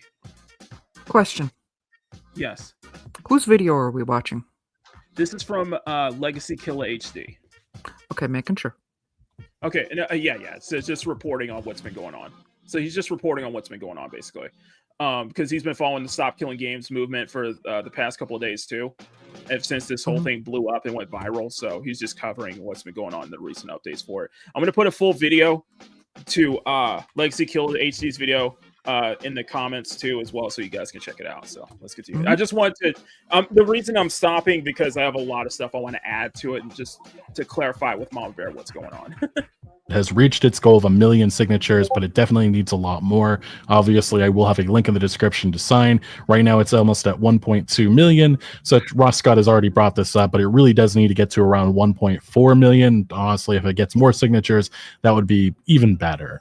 But and the thing is, Malbear, the thing about the petition is that they're able to make a change in this in the EU. Because it seems there won't be a change in this in, stateside, but in the EU, there's actually talks about this whole movement and the changes and wanting to have those changes be made. Hence why this petition was made specifically for EU residents. The issue that they're running into, though, is that you're having, for one, people who are signing the petition may be misspelling their names. Yeah. But also the second thing is that you're going to run into an issue of, say, people from the US using a VPN to sign under an EU as an EU citizen, and from what I recollect, that is actually illegal to do.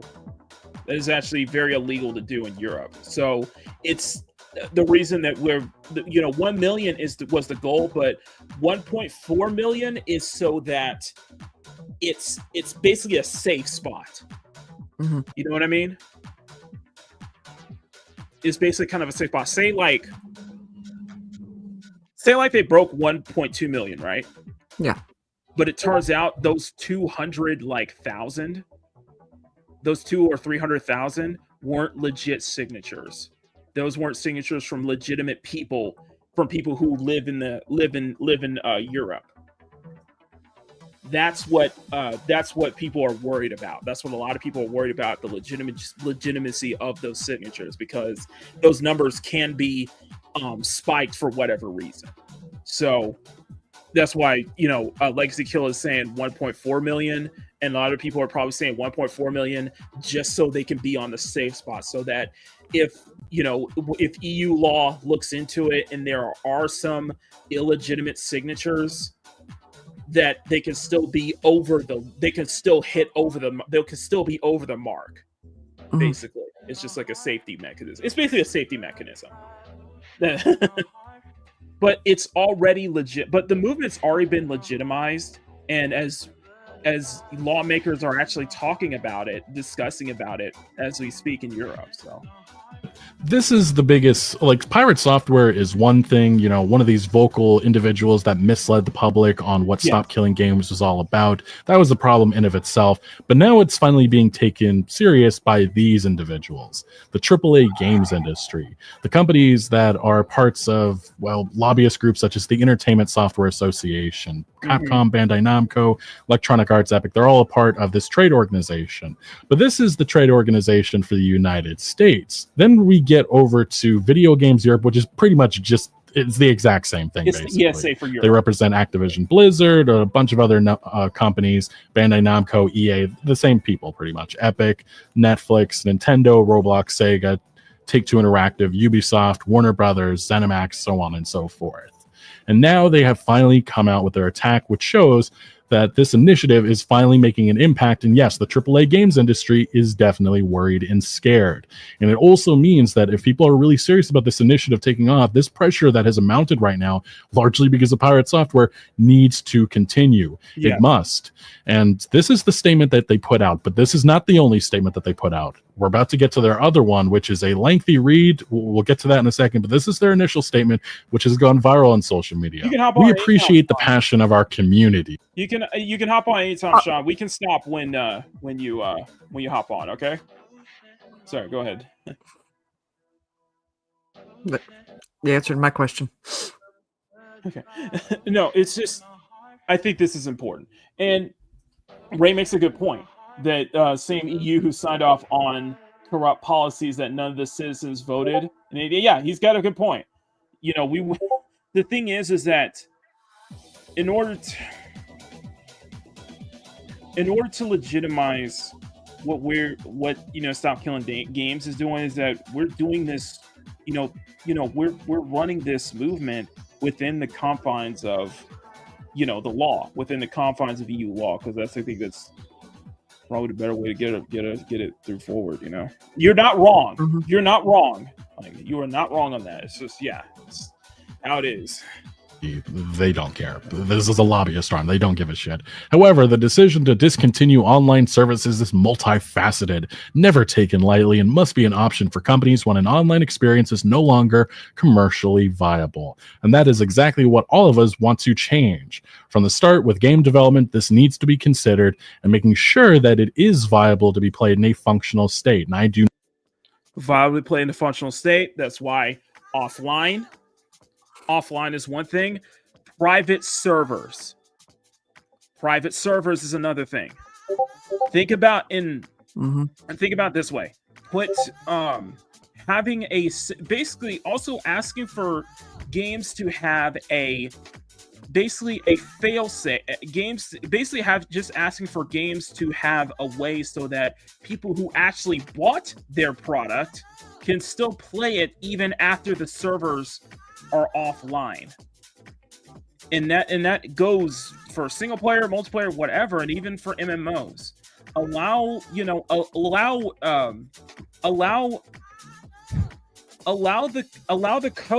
the source code, or allow whatever the code is to be available, so that people who are still dedicated to the game can make private servers. There'd be a way to keep the game alive. Mm-hmm. Private dedicated servers to let especially online games, stay playing. People can still play it. You know what I mean? Yeah. Hey, Sean.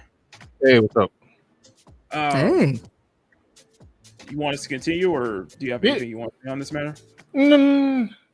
Yeah, we need more single player games. That's it. No. I agree. I totally agree with you on that. You were not wrong with that. Like, that was literally my first thought when this all popped off. Mm-hmm. I was like, bruh, people should have listened to us. I'm glad they're fighting for it. My first question about it was, does it cost to actually keep those servers up? But from the way it was proposed, apparently it wouldn't cost them because it's back in the players' hands. Yeah. Okay, then then what's the point of dropping the servers then? Yeah, even for a little bit, listen. Okay, even the smallest communities will still keep a game alive.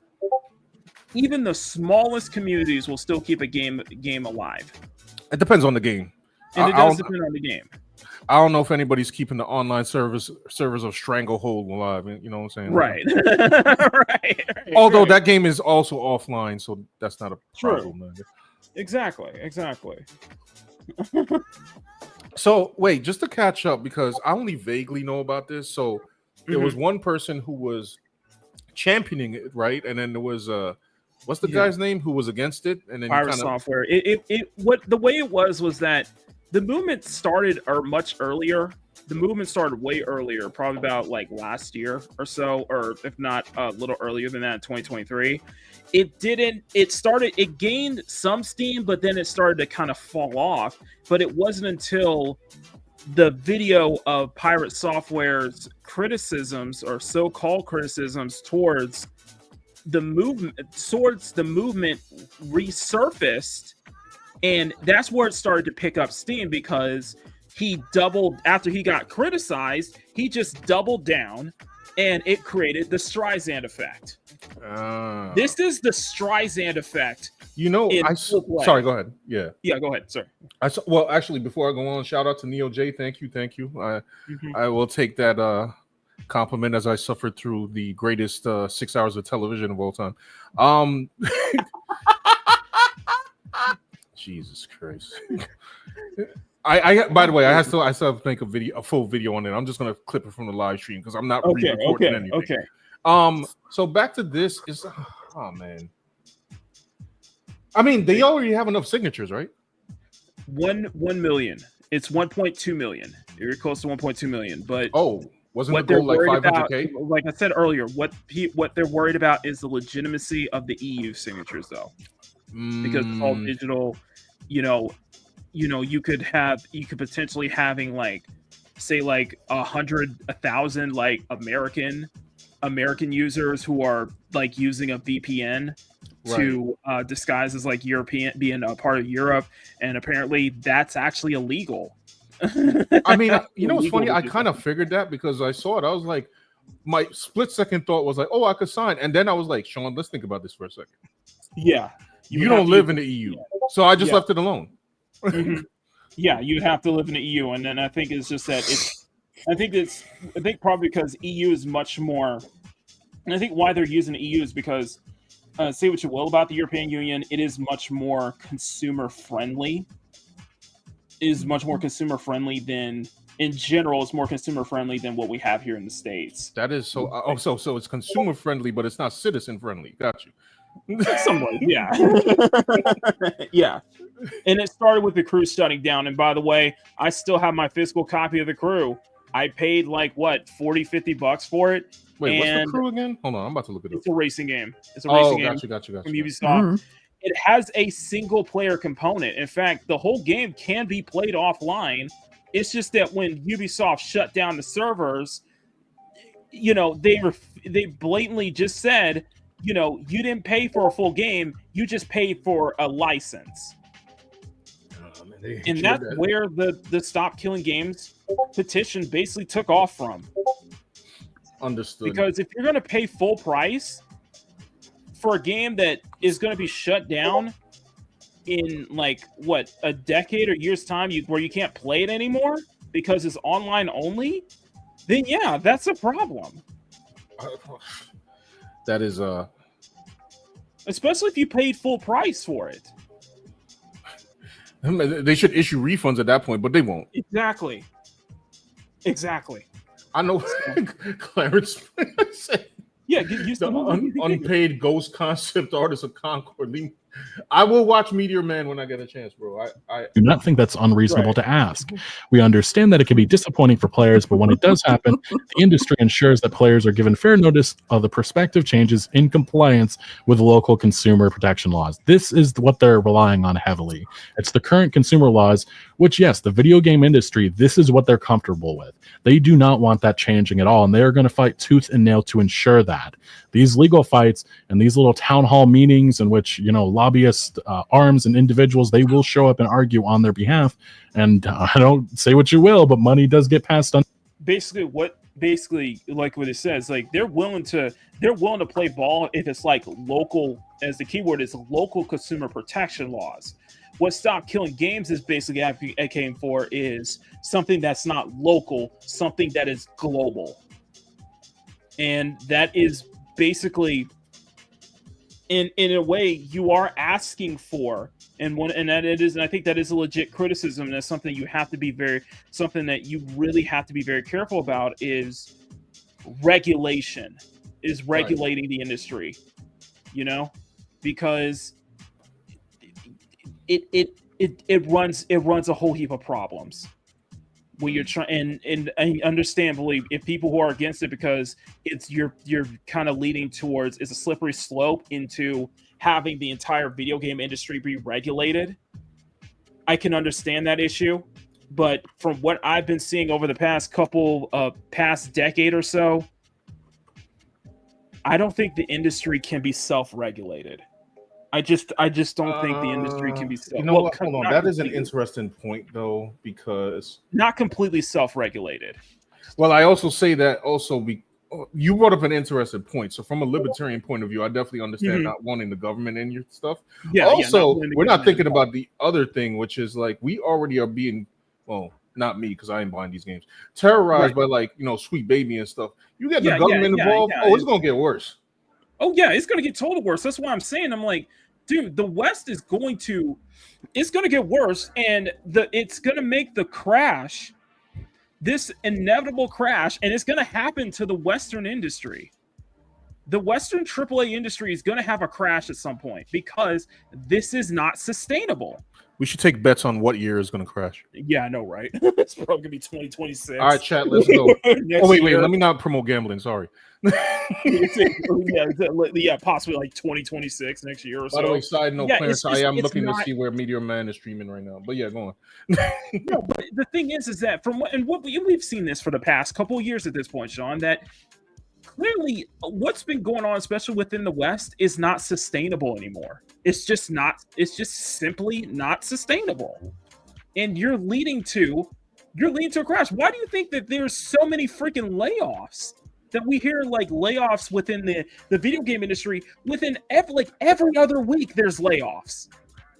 Every single week now there's layoffs. Like this studio is getting laid off, this studio is shutting down, this publisher laying off developers in order to trim the fat.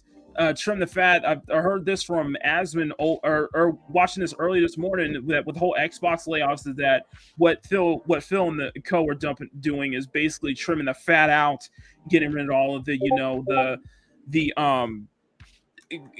consultancies, basically the dead weights who wasn't really pushing the company moving forward. And I don't believe that entirely. That's just my thoughts. I was also about to say, like, America has a employment problem. Like, you ever see any of these videos? Video game industry layoffs, yeah. With the whole employment thing, yeah. But like in every company, like sometimes you'll go on TikTok, and I remember seeing this video, a couple of videos where like it's like some girl, and she's like, "Yeah, I work at Google.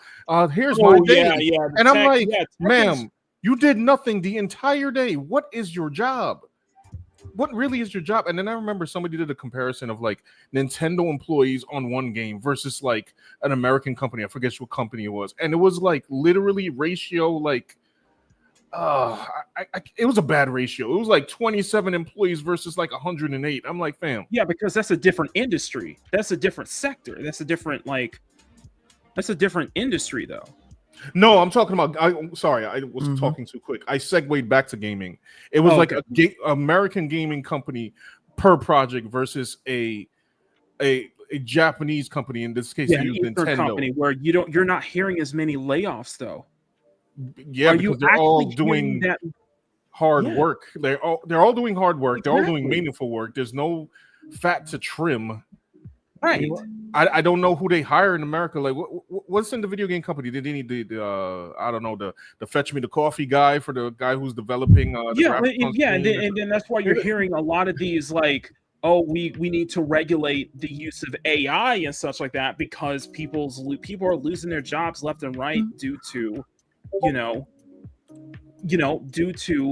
companies embracing AI, use of AI more in a way. Neon and Cloudfish always says this, and especially when it comes to like the animation industry, the animation, especially within like gaming journalism, as Power brings up, the venture capital is all dried up.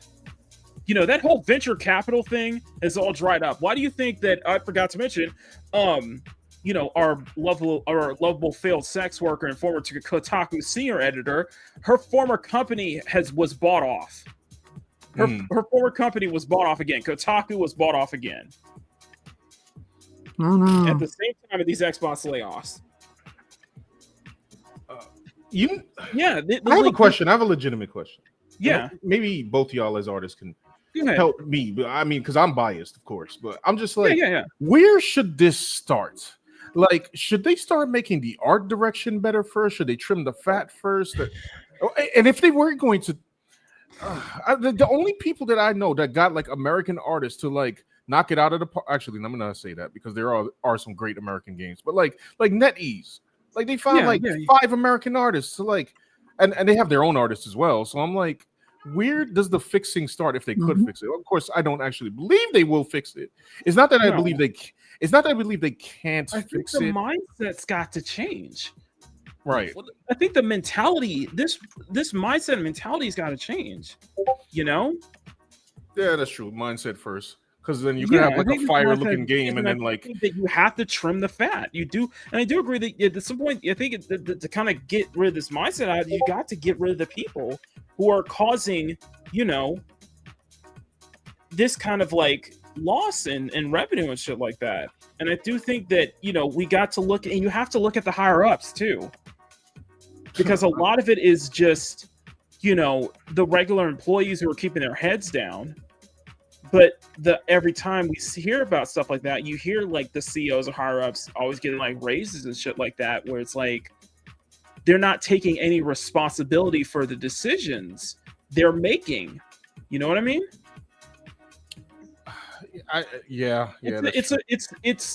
It's definitely complicated. It's a very complicated topic to talk about. I don't mean the CEO's got to go because I don't know like who's, and I'm not saying every Asian game, but it's like take somebody who I have said this multiple times. So much as I give the Eastern market a lot of praise, they're not perfect either. They have played. I got my fair share of criticisms, especially with how greedy a lot of Eastern stuff is. I'll tell you what, though, their game's gonna look good. Very greedy. Yeah, that's true. It's visually gonna look good, no matter. It's gonna visually good, but yeah, there's some greed behind it. They're greedy, so yeah. I mean, it's a visual medium. Like we got it. It's a visual medium. I don't know what to. Right. It's a weird. And Emerald makes a good point. Less bloat. You look at stuff like Expedition 33, where smaller dev teams are able to be much more efficient. Smaller dev teams be able to be much more efficient. Smaller budgets. Oh, definitely smaller. A lot of the AAA games are very bloated.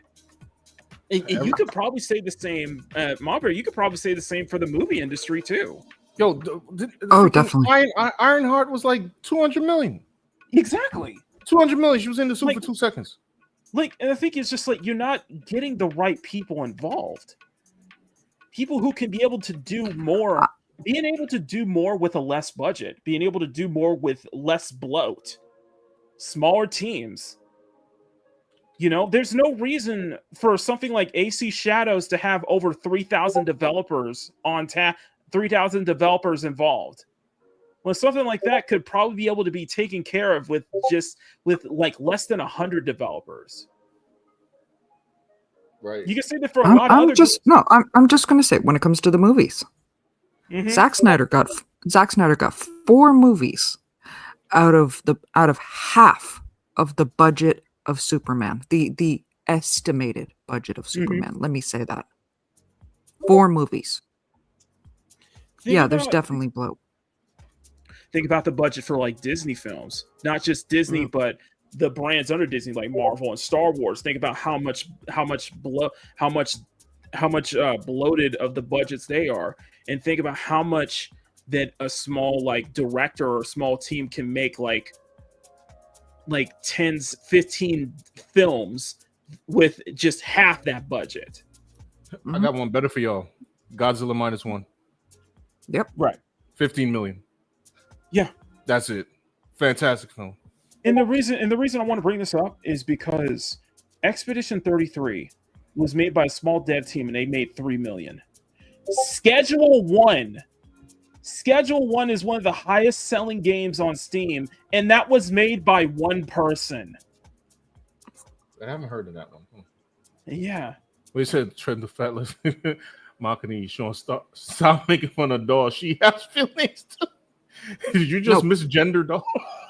Bro. That's it. Clarence, do a barf. Yeah, you gotta do a barf. You gotta do a barf. the table for stuff like this, and that's why my big concern is that we're going to see bare minimum compromise. Private servers are not always a viable alternative option for players, as the protections we put in. Oh, bullshit. When there's a will, there's a way. Private servers can always be a viable option. Place to secure players' data, remove illegal content, and combat unsafe community content would not exist and would leave right holders liable. In addition, many titles are designed from the ground up to be online only. In effect, these proposals would curtail developer choice by making these video games prohibitively expensive to create. Yes, because the video game industry really does care about budgeting these games. It's not like the last fucking Call of Duty game didn't cost already 800 million. This gaming industry burns money so easily. This is just bullshit. What's the budget? Hold on a second. Let me. No, hold on. I got something to say. I'll be right back.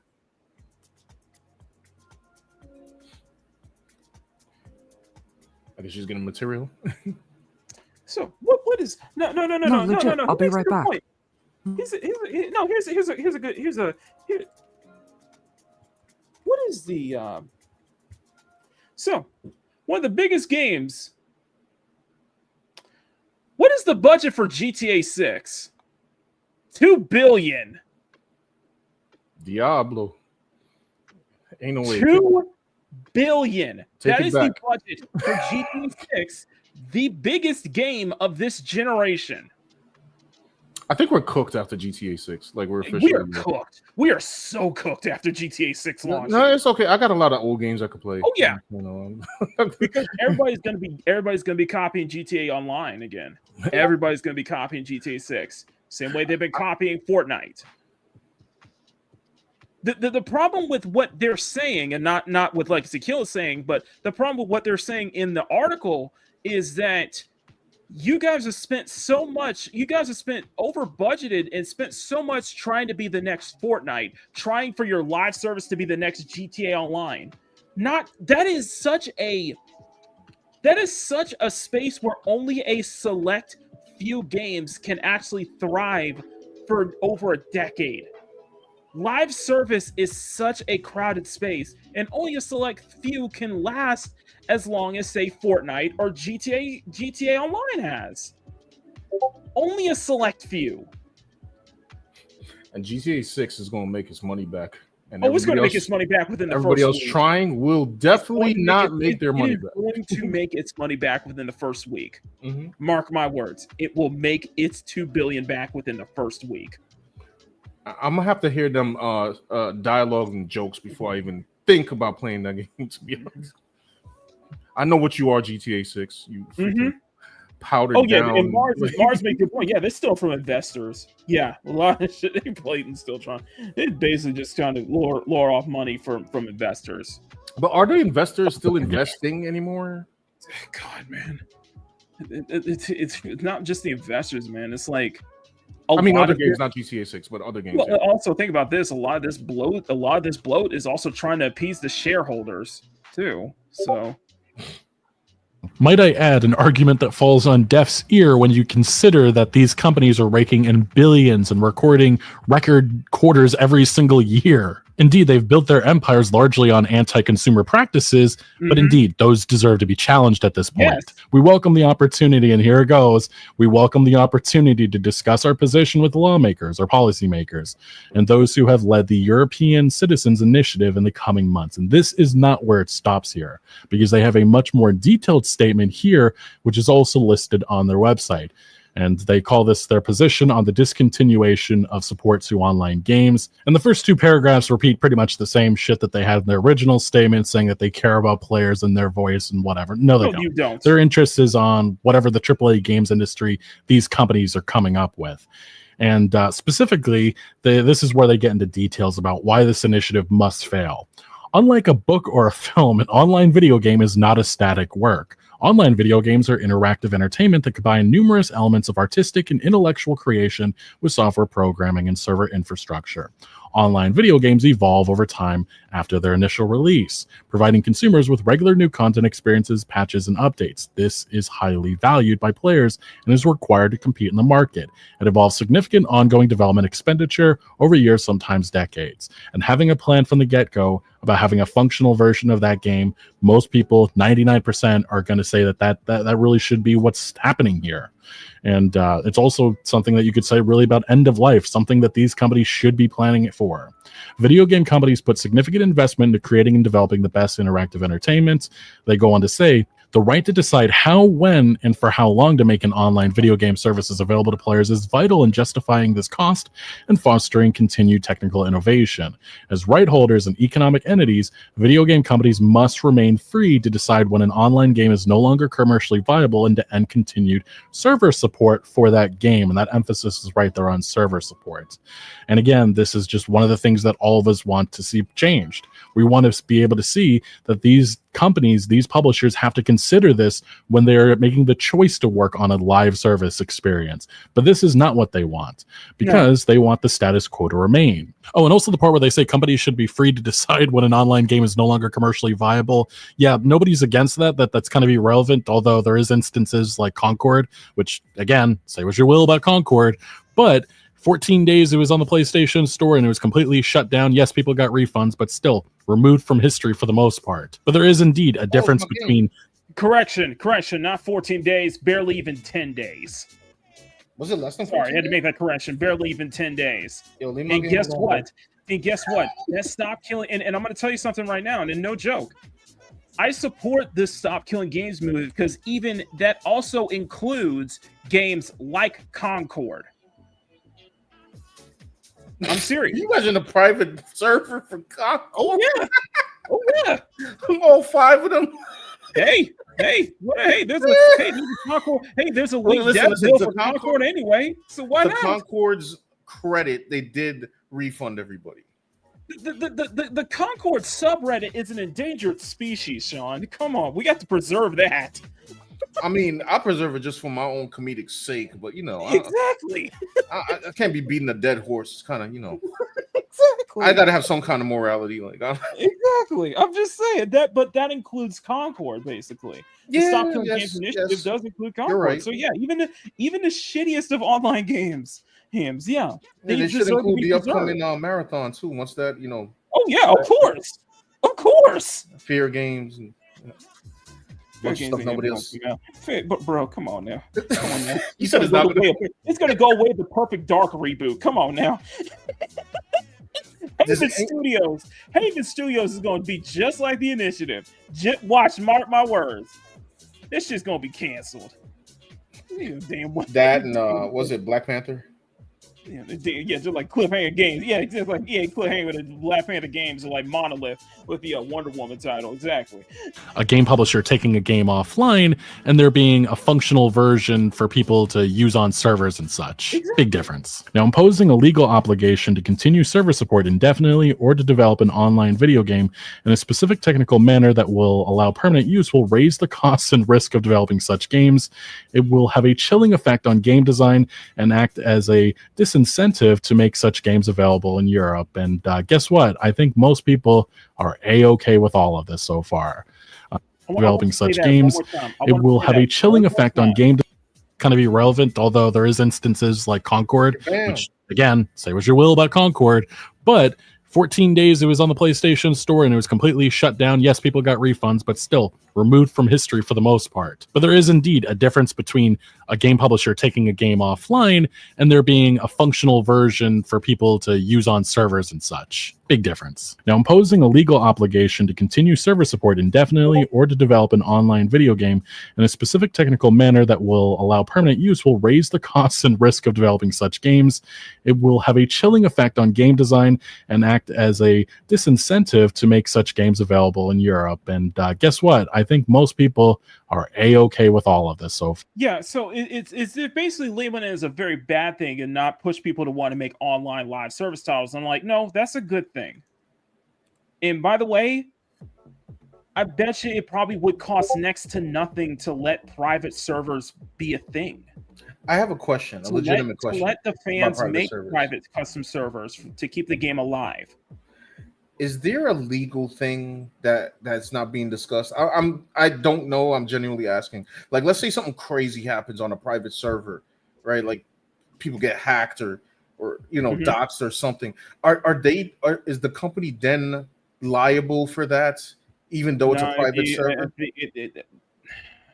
That is a gray area, because on one hand that would be due to the community, and I can understand the fear in that. Right, because if it happens while they're in control, like they can just rectify the situation, pay it off or whatever. But if it's outside of their control and they're still part of preserving the private server, I wonder how that works in law. Mm-hmm. I guess I'd have to ask legal mindset about that one. Yeah. That's a good question. And I do. That's a good question. But from what I've seen is what I've seen with private servers is that players know how to communities know how to regulate those servers too. They know how to to make it seem functional and to where people are not just like OPing every kind of shit during a match and such like that. But also, another thing that is very important to point out is that if you're paying for a game, if you're paying for something and it's the servers eventually shut down with no way to like play it again, then yeah, that's a problem. That's where Stop Killing Games steps in. Let me replay this one more time. I'm going to bring this up one more time. A functional version for people to use on server kind of be relevant. The point with the crew, Sean, is that the crew has a functional offline. It actually has a functional offline single player component. That it would be much easier for Ubisoft to make that happen. So it has a why didn't they just offline. make it offline? I'm so confused. Why didn't they just make it offline? Because I think the only plausible excuse is it would take people away from wanting to play the sequels, The Crew 2 and The Crew Motorfest, when that is not the case. If a game is playable offline, if it has a functioning single player component and it is completely playable offline, then yes, make that happen. Then I think that's important, especially when the online servers finally shut down for good. If you know damn well your game is functional offline, and you made a component that is functional offline, then yes. Then make it so, then have that failsafe to make it where that when your servers when you're ready to turn the servers off for good, make it so that the game is still playable offline. Especially if your game is meant to be played single player. Right. And also, this does not, and we understand the situation regarding MMOs. We get that, but from where I see it and why I support this petition is when it comes to a single player, when it comes to a game where you clearly have a single player component, it's clearly able to be played offline, but but it's an always online title that you're charging people for it. You are charging people to play your always online game. It's not free to play. It's not free to play. You're charging full price. I have The Crew. I bought it full price. If the server shut down, then I should be able to play it offline. Because that goes into, and of course that goes into the, do you actually claim ownership? Do you actually have ownerships of the games that you buy, especially digital? It's a very complicated issue, and yet it's a complicated issue, and that's why I support it. Because let's be honest, y'all can't keep getting away with this. I mean, realistically, and the same can be said, and I would argue the same can be said for gacha games too. I would argue the same can be said for gacha games because I hear stories about, I hear news all the time about gacha games shutting down every week. Always online live services keep shutting down. Some studios actually had the good sense to put an offline component or make it so that private servers were available. For example, Knockout City is one. They really want us to. I mean, it's funny though because it's like we're signing these petitions and everything, or well, not me, but people. Oh, cool. Well, these petitions. Well, let's put it this way. Why is this a big thing in Europe? Because even Ross knows that petitions here in the stateside don't do jack shit, whereas Europe is much more consumer friendly about this, and they're willing to put that in the law. Interesting, but it's funny because we're if we to get real conspiratorial, we're fighting the concept of like Klaus Schwab and people like that. I mean, that's what he said. Petitions don't do jack shit here in the States. We will own nothing and we will like it, and it starts with video games, and Can only Yeah, imagine what and else that's that what it means. comes down Your to. house, your phone. That's what it comes down to, man. Well, and that's what it comes down to. It's like you will own nothing and like it. Nobody likes that though. That was a wild statement for him to make, by the Everybody way. has a problem with that. You will not actually having ownership of stuff they actually bought. Although there is instances like Concord, which again, say what you will about Concord, but 14 days it was on the PlayStation Store and it was completely shut down. Yes, people got refunds, but still removed from history for the most if they end up on a private server and some nasty illegal content is shown to them. And the companies are now held liable. And that's the part where the video game industry is probably going to try arguing this once they end up in front of policymakers and lawmakers and just say that part. And the policymakers most of the time will be like, okay, well, it makes, as long as you're funding my next campaign and stuff. At least that's how it works in the US, I swear.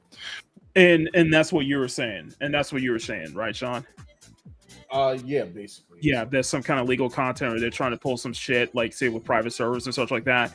You have people like hackers, you have hackers and people, stuff like that. Yeah, they will try to use that as an argument.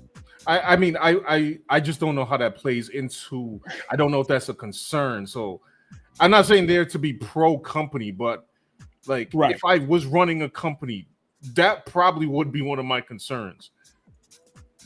Of course, if I was running a game company, I'd probably be making only single player games anyway. So I wouldn't be thinking about this. But you know, well, yeah, and I would make that shit offline. I would totally make that shit offline. So because you want people playing, because you want people to not only play your new stuff, but you want people to appreciate what your old stuff as well. Make your old stuff playable. Especially if your old stuff is very successful, you want to keep that going. Meanwhile, you're making new stuff on top, you know? I guess that's how I see it, you know? I guess I have a very libertarian kind of mindset when it comes to this kind of stuff. I mean, I'm literally libertarian, so I understand. Yeah, that's true. Now, while there are video game companies that have elected to enable their online games to live beyond that as being proposed their commercial viability, this is and must always be a matter of choice, as it will depend on what is reasonable and appropriate for the specific game company, and audience. All video games, whether digital or physical copies, are licensed. Like I said, people, this is what's going to be coming soon. You don't own the games. As is the case with virtually all digital works when consumer purchases online video games, regardless of the country of sale, what they acquire is a personal license to access and play the copy of the game, and they have purchased in accordance with the game's terms of service. The consumer does not acquire ownership of that video game. These clear intellectual property rights underpin the entire market and enable the strong investment of the industry, blah, blah, blah, blah, blah. There is no legal uncertainty about the status quo of video games. Why an obligation on video game companies to provide only limited type of end-of-life plan is disproportionate. It is not clear what the initiators of the Stop Killing Games petition seek to achieve as a legal change. It is clear. It really is. It appears to be a combination of a requirement to provide online services for as long as consumer wants them. That's not what the argument is. It really isn't. Regardless of price paid and/or a requirement to provide a very specific form of end-of-life plan where the game is altered to enable private servers to operate. We do not believe these are proportionate demands, and I disagree. Online video games are complex operations. They offer interactive features that are supported by multiple servers, enabling functionality of ever-increasing complexity. This is integral to the modern gameplay experience that players expect. As consumer expectations for more engaging and evolving content increases, these online features are increasingly becoming intertwined in the overall gameplay experience. They go on to say, in many video games, these interconnected dependency make it difficult to cleanly segregate online features from online functionality. Here are the ways in which players and companies could be affected or would be affected. Reduced or no player protection. Here's the first one. Again, this is the type of stuff that they're going to say in front of policymakers. Oh, yeah. Requiring games to run on private servers would result in the inability for game companies to continue to protect players from illegal or harmful conduct. Yes, because the video game industry does a fucking great job at that. It's not like almost all PC games are hacked. What was it? So this is from... Yeah. Sorry, go ahead. Yeah. This is what his article is saying. This Call of Duty game just hit Xbox Game Pass, but is infested with RCE hackers. I take a cover and avoid player until there's a fix. Exactly. Like, how many times did PlayStation get? And you know what? Actually, now that I'm thinking about it, right? that thing where they said where we just read which was my question, like, oh, they're gonna say like, oh, we can't monitor it. I'm like, Oh, yeah. y'all know y'all can like just relinquish all legal duty by having like when the game goes offline and onto a private server, right? You just have a screen that comes up that says you are now entering, a private server. Anything that happens beyond here, we are not legally responsible. Blah blah blah, and then that's it. Well, then you don't have to worry about it. Not just that, but they think that private servers that communities can't regulate, communities don't have control, aren't good at keeping control of how private servers of cheating. You know what I mean? They really think that we're that stupid. They really do think we're that stupid. I mean, they're that stupid, so they're just, It was like I'm not they as in us. I mean the companies, but there is on PC. There's already a modding group. There's actually a modding group that is making a playable private server version of the crew, and they're going to keep everything intact. Is it going to? They're going to try to make sure everything is fair and balanced. It's just like this is such BS. That is it's a cop out, especially when you have as what Lexi Killer HD is showing. You guys can't even do the same thing. What you're trying to accuse Stop Killing Games of what it could potentially lead to is exactly what you're doing right now with your games. So this is a blatant cop out. Are infected with hackers. This is a prevalent problem, and I just love this argument that they're making. I love it. Jesus. They go on to say next, as their moderation and player safety teams would no longer be involved. Most of these companies, like Activision, they've been firing their player safety teams. They don't care about these efforts. They're using AI. Bro, follow the money, man. The Klaus Schwab? No, let me stop. Follow the money, man. You know they don't give a damn about this. You know they don't give a damn about player safety whatsoever. No, I know.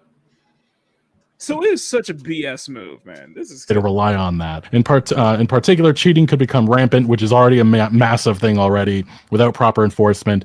And this is something why, private servers or community servers, this is something that these individuals, that's what they would handle. And it's worked tremendously with a lot of experiences over the years. This is history that they're not going to bring up in their one-sided argument here. Reporting systems designed to allow players to flag problematic content and behavior to game companies would no longer operate as intended or would have to be disabled entirely. The absence of effective moderation systems would create a less safe environment for consumers and may foster. I love how they don't trust. How love it is basically saying that we don't trust community hackers.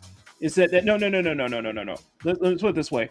We're against this because we know that community servers will do a better job and will actually give a damn about the game that we made more than we do. I don't know if they actually believe that. I don't think they believe in anything. No, they don't believe in anything. They don't. They're not even. They're just like, okay, kill the servers because we can't make money. Yeah, exactly. They're disingenuous. They're just being disingenuous this whole time because they know damn well the community servers will do a better job of maintaining of regulating their online servers better than they can. And they can't make money off. That's what it comes down to. They're against this because they can't make money off of it. The proliferation of undesirable content, while simultaneously frustrating the ability for EU digital service coordinators to act against such content. This is not only presents a security risk for consumers, but it could also lead to brand reputation issues for the video game company. And yeah, that's another argument that they're going to make. It's that Activision or Ubisoft or EA or whatever company could be held liable, or the public may consider them for allowing this type of stuff to run rampant for whatever game that they used to run. And the problem with that is modding exists, I've never heard that argument ever being made about Skyrim or any of the many other games over the years with modding. And I feel like they're just overinflating this. That's a good point. That is such a good point. You don't ever hear this same argument when it comes to modding. You never hear once about this same kind of argument when it comes to modding.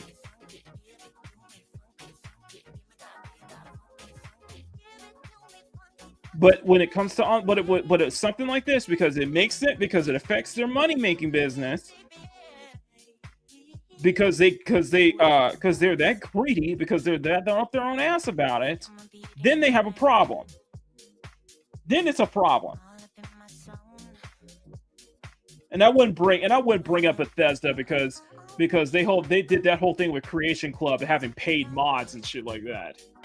Point to, again, they're trying to make their perspective sound as solid as possible, but there's so many little holes here. And the next one, again, another one: increased security risks. Releasing game code or server binaries to facilitate the creation of private servers operated by players could expose game companies and consumers to bad actors, malware, data breaches, and DDoS attacks. I'm sorry if I have to pause every time because I got something to say about this. Let's refer back to the first. Thing, because because the industry clearly we don't have a recorded history of that exact same thing happening while games are still live. We don't have a recorded history of games while games are still live, not through private servers, through public servers from mainstream outlets. Please, like, come on now. This just comes off as gaslighting. No, the same exact fucking things that are already prevalent with so many games over the years, and this AAA games industry struggles in of itself to do so. Maybe having like a content warning or a notice saying if you're going to download or server binaries or do anything, you're on your own. And I feel like that's enough. Many of these individuals are A-okay with that being a consequence of trying to play a game that they used to many years ago. And yeah, this point is silly, especially with the fact that, community private servers, not this new concept, something that's been along for a long time and never been a rampant or prevalent issue at all. Many instances actually in which the private servers are in a better functional state than the actual, game. It does continue. It says significant engineering and architectural challenges. Yes, because exactly. That is the exact moment. I understand, guys. I understand. No problem. Sorry, what's wrong with that? Okay, no problem. No, but this is exactly because you have instances where community-driven servers operate better than the publicly driven one. You have situations where servers operate better offline than they did with private community servers than they did with the public servers. This is just a lot of this is a cop-out, and a lot of this is just gaslighting. It's just gaslighting, and then you just poke. And what Legacy Killing is doing, and what I'm trying to say is, we're just poking holes at all of their arguments. Basically, we're just poking. This would be very difficult to make possible. Allowing players to run private servers would present significant engineering those challenges for many games due to the way in which such online features are integrated with other proprietary systems and services required for the game. That's a you problem. That's not an us problem. That's something that you would have to consider when you're making the decision to make an online live service in the future. We're not. And this goes double. For a lot of games that are released in their states right now, in their current states. I've said this before, and I've said this again. You shouldn't be relying on modders to fix your damn game. You shouldn't be relying, especially on PC, you shouldn't be relying on modders to fix your damn game. I would argue that modding is not fixing the game because it's not the original game. I understand that, but I feel like a lot of it is like, well, I guess you can look in the same way as with patches and such like that, where you have to rely on where your game should be more, out of the box, ready to go with, little bugs and glitches. You shouldn't be relying on patches. We shouldn't be relying so heavily on modders just to fix your damn game. Well, I mean, with patches though, with patches, at least they did the work. I shouldn't be doing the work. Right. It's just you think about a lot of games, especially like Skyrim stuff, that were fixed up, but thanks to the modders. Having to come in and be able to extract the framework. This is why a lot of this is why I have so much, respect, and I have so much love for modders out there. I got nothing but love for modders. because so many of my favorite experiences have been through modded Cyberpunk, mod Stellar Blade, modded like how many mods on that Cyberpunk again? I think about like 1,300 at this point. Damn, is that a real number or are we exaggerating? Dude, I can't play Cyberpunk any other way anymore. I just can't. Bro, you never played Cyberpunk without mods. What do you mean? No, dude, I can't. When did you play Cyberpunk without mods? Do not tell me PS4. Launch. No, PS4. you did not. That's not a game. That's not a real video game. Is.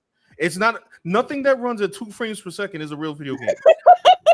That crashes like every other second. That is not a game. That was not a real game. I'm talking about Cyberpunk PC. Did you ever play it without the mods?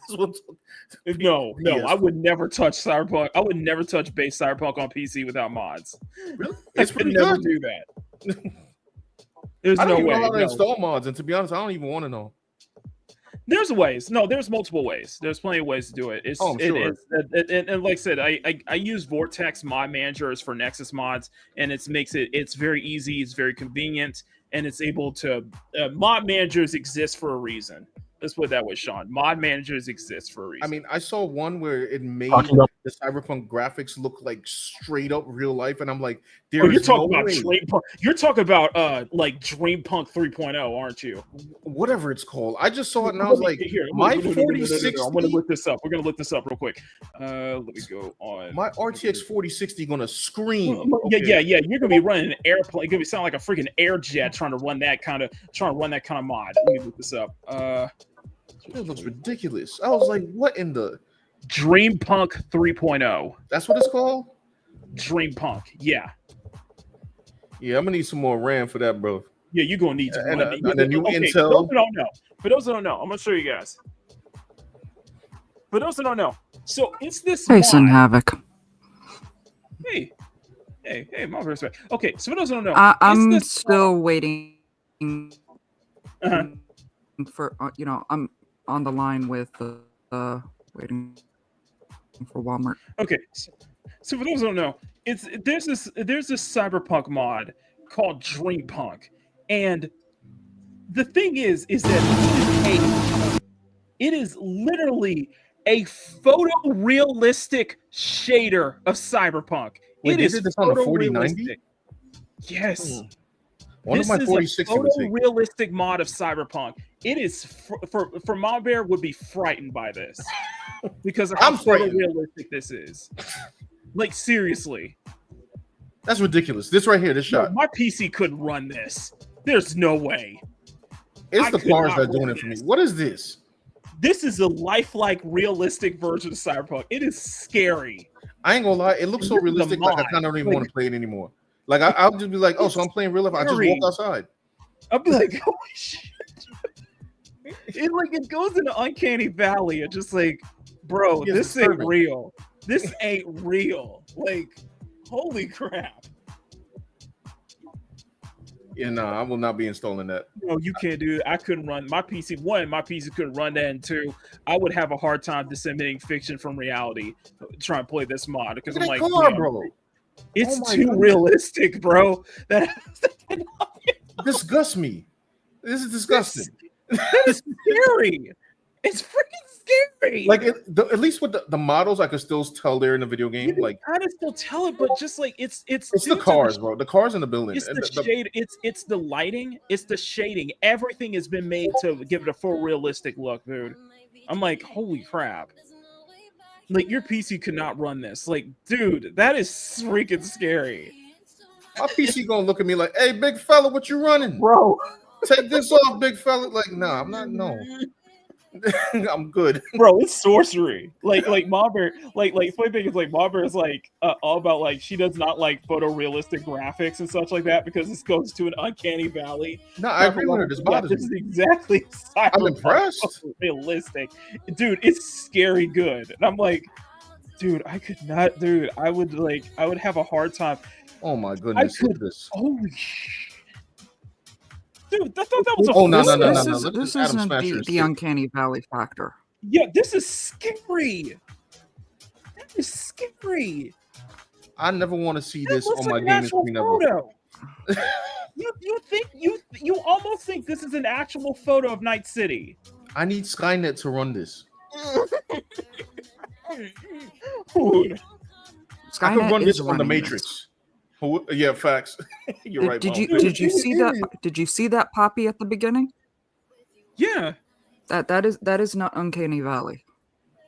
Yeah, it's like fuck. It's like terrifying. Like Yeah, not him. The other one. Oh, Idris Elba. Yeah. Yeah, that is a photorealistic mod. My PC couldn't handle this. I could never run. Our this on PCs would PC. start frying, bro. Like, Oh God. fans are gonna outfan Like, themselves. that's some writing on it, man. That's insane. If I run this, it'll run like Cyberpunk PS4 for sure. Blow up. My piece would just blow up, man. Just be like, no. It would just be it would just break its PC trying to run this kind of thing. But that shit's terrifying. Like everything about it, it's like a natural. There's like a natural blur going on it too, though. It's that lighting too. It's the lighting. Yeah, it's the lighting. It's the lighting. It's the lighting. It's the shading. reshade. Yeah, it's a very realistic lighting too. It's like, dude, that's insane. Kind of That loses its magic a little bit though. Like as a cyberpunk setting. Like some areas you can tell, but this is insane. That's insane. That's This like an reminds area in Dogtown, but like, holy shit. You know what this reminds me of? I don't know if you're into Mama Bear probably knows. I know she's mute now. Like the you ever seen those videos from like Kane Pixels in the back rooms? Like he uses all computer generated graphics to simulate them being in the back rooms. This is what this reminds me of. I mean, dude, it feels like you could just like walk Back through rooms, this better lighting. Yeah, you could walk through this foliage, man, and just be like, holy shit. It's like the only thing I could tell is like the trees feel static because it's like wind is not because there's like no wind going on where the trees are like swaying back and forth. That would just be the only thing that would just bring this over. But like, nah, man, it was just freaking crazy. So the trees. No, go back. Go back. Let's go. I'll go back I'll to go the here. tree. Yeah, we'll start from here. You can tell. You can start telling it the more closer you get. Mm-hmm. Yeah, it's like a lot of it is a 2D. The trees are the only complaint I have about this. Yeah. Can I have a thought here? What's that? Bloody hell! Talking over me all the damn time. No, the trees are the biggest complaint is because they stand out like a sore thumb. Everything else is photorealistic, but the trees they look like they came right out of The Sims. Ooh, wow. Damn. not exactly. No, it's just crazy, man. It was just like freaking crazy. Mama Bear, have you seen that game Body Cam? It's kind. No, I don't think so. I couldn't run that kind of shit, dude. Oh, it's it's like a photo. Is this the kind of game that Maki would play? No, it's the kind of game I'd play. This is mod. Okay. It's these are NPCs. Because these are like NPCs, and it's like, dude, that's through a freaking shader. It's like, yeah, you could tell it's like NPCs and animation stuff like that, but it's like, man, it's really a serious like touch up to the lighting to make everything look realistic, to everything have a reflection too. So I'm assuming if ray tracing and path tracing is probably involved for this to happen. But yeah, that's like, and this is a mod. This is a freaking mod. Bro, like, what are we doing here, man? Wait, what happened with the body cam? Oh, Mom Bear. Basically, it's a shooter game, but it looks like hyper photorealistic. Like it's disturbingly so. So like the faces are all blurred out because like I guess like even when you shoot the people and they just lay on the floor and they start like twitching after they're shot, and I'm just like, good grief. Yeah, so interesting. I never played it though. The past games we're talking about future, setting a new precedent moving forward for this industry. Creating a private server compatible version would be a prohibitive cost, in some cases years or decades after the game's initial release, when only a small audience remains. And so what? Again, all of this, if it's not clear, a lot of these are just points that Pirate Software has been bringing up, and now the AAA games industry, and more specifically the lobbyist arms, are parroting this perspective too. Very interesting how alike these positions are from both pirate and the AAA industry. Negative impact on investment in games. Again, they're just going to make the argument that jobs could be lost because of this. Ensuring an online game can work without official server support requires a significant investment of engineering resources, making it very costly exercise for video game companies. Many of the costs. Let me give you an argument. Let me provide a counter argument. How many jobs have been lost due to these live service games? You know, if they're how many jobs have been lost due to these live service games? Many. Are you going to lose more jobs having private servers than making a live service game to begin with? Not sure. Well, that's my counterpoint. How many jobs have been lost due to these live service games failing? I mean, how many times have there been layoffs just specifically due to live service games? These live service games failing and canceling all the time. You know, I would go back to the old right now. I would go back to the old. Y'all got to start making some single player games if you think like how many jobs are going to be lost. Got to start making some profitable ones that are actually profitable, though. The problem is the problem. But that's also a second problem, though, is that you're not willing to take risk. You have to rely on a smaller studio to actually take risk. Wait, Maki, hold on. Go ahead. We listen. You think Concord was not a risk? You think making the worst designs on Earth was not? That's definitely a risk. Go ass out of here. Is that a risk? If I make a Mari and say, listen, I want you to draw a big, loud black woman with the worst armor ever. And have her scream stereotypically, make her catchphrase "jabam" and put it in a game. That's a risk, bro. Oh yeah, no, because we're at the point. I know what you meant. I'm just having fun. No, Sean, you may have a point where apparently making attractive female characters is actually a risk. It's gooner bait. Apparently, this is playing it safe here. This shit right here is playing it safe. That's playing what they want. This playing is safe, okay? That is definitely who's the dude in the top left? Which one? The Mary Jane. Whose man's is that? I think that's the same face model for Joanna Dark. That's playing it safe. Asshats. Sorry. The game companies would incur in implementing an end-of-life plan would have to be incurred towards the end of the commercial life of the game when it is no longer commercially viable to continue support. Requirements to implement such plans could lead to less risk-taking, fewer investment projects in developing new games because I love it. That's why I'm clapping. Less risk-taking. Like what you haven't been pumping out, like the live service, like first-person shooters that you haven't been pumping out wasn't risk it doesn't count as risk taking. How many live service games have we seen that are basically Fortnite clones or GTA clones? How many first-person shooters have we seen release recently? Don't come to me and tell me. Don't look at the output that we have right now in the Western AAA market and tell me that come here and try to tell me with a straight face that you guys you guys are taking risks. Look me straight in the eye and tell me that you guys are taking a risk with the output that you guys have been putting out lately. I said this was Perfect Dark, and I said it's Perfect Dark. Looks like every other sci-fi first-person shooter to me. Nobody was going to buy that game.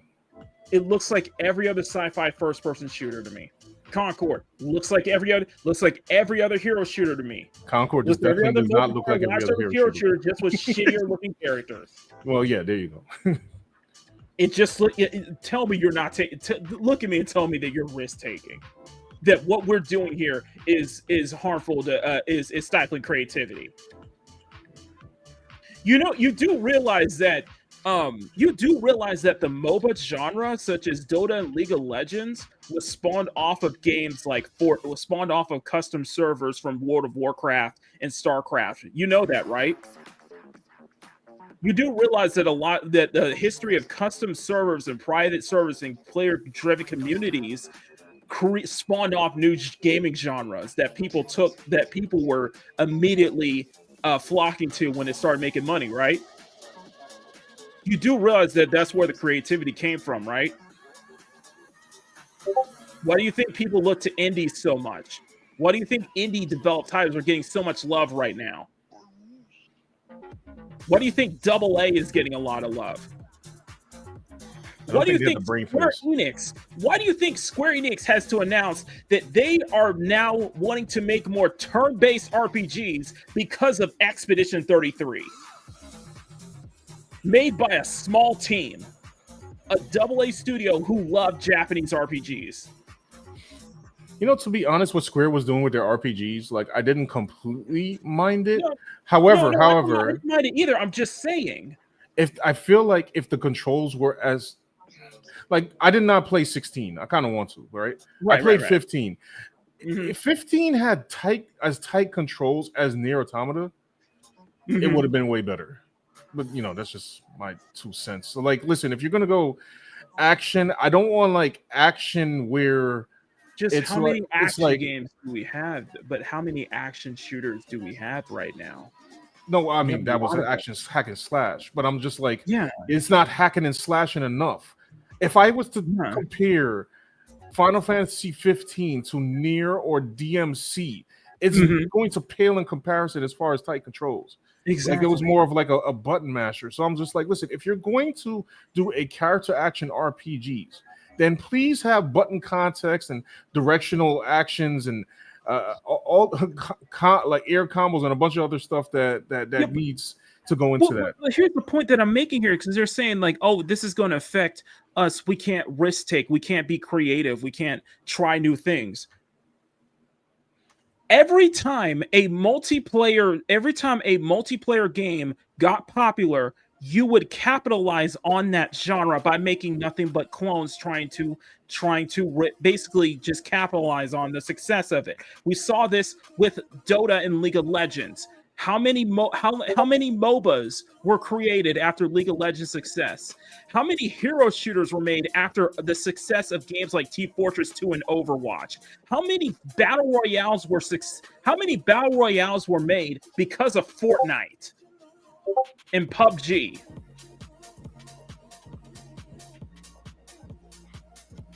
Don't come to me about stifling creativity, because you guys chase the money. Whatever is popular, whatever's going to make the most money, you're going to make clones of it. They chase the money, but they don't know how to make the money. You know why I like Marvel Rivals so much? Because Marvel Rivals, all these other companies play fair, like Concord. They're like, oh, we can make a hero shooter, but you know, let's like be different in the design and make it, you know, appealing to other kinds of people. Marvel Rivals was like, listen, B, we're in a saturated market, so this is what we're going to do. We're going to make like the gameplay as tight as possible. We're going to copy Overwatch, and we're going to make the most appealing designs on the freaking planet every month. But here's the thing. With Marvel Rivals, though. It was, let's make the best version of these heroes. What makes each hero iconic? What makes each hero iconic? What makes each hero appealing? I ain't gonna lie. I don't care. I don't think they cared about being iconic. They cared about being appealing before iconic. But I don't even care that they do, because it's working.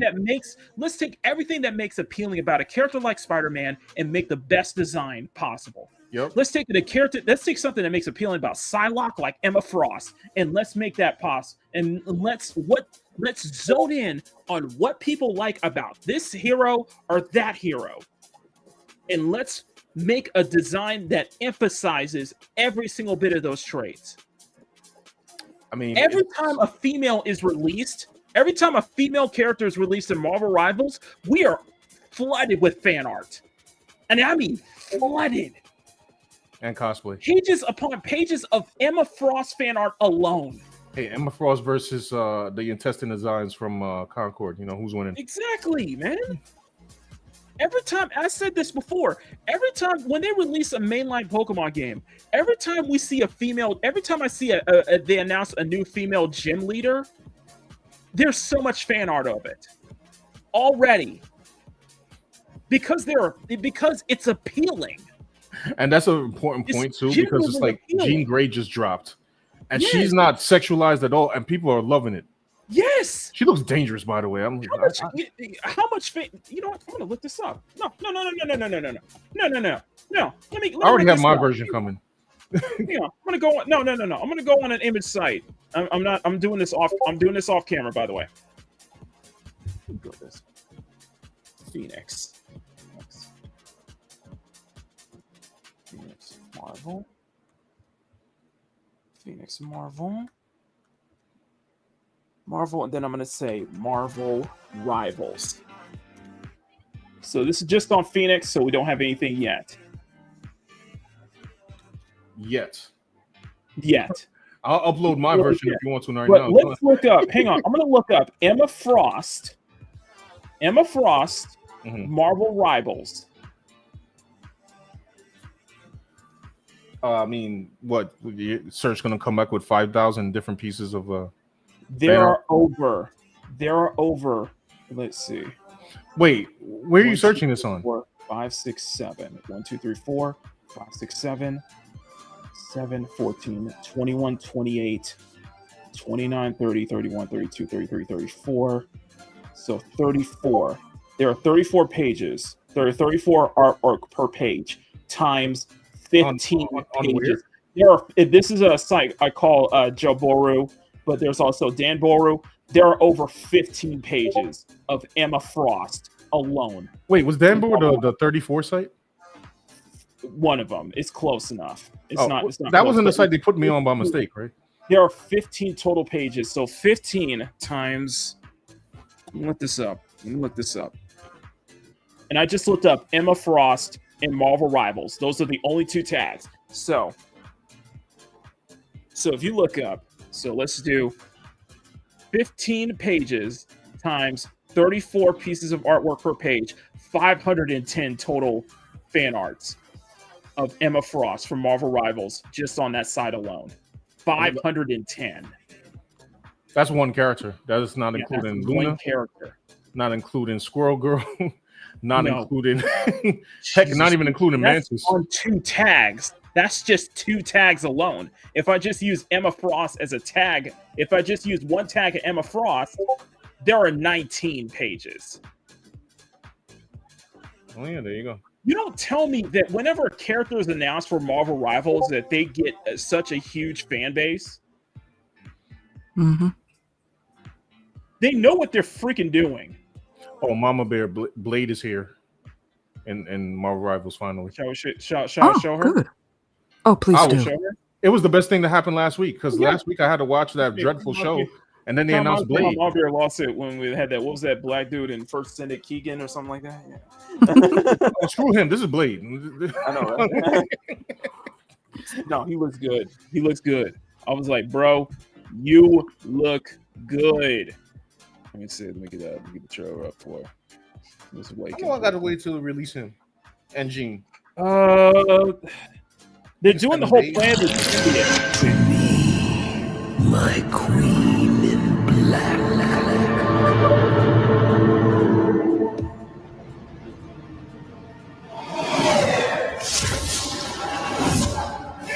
This is Phoenix. Okay. You're good. Phoenix is good.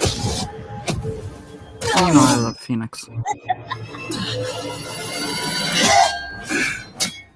That's Blade. Ooh. That's Blade. Cornrows. He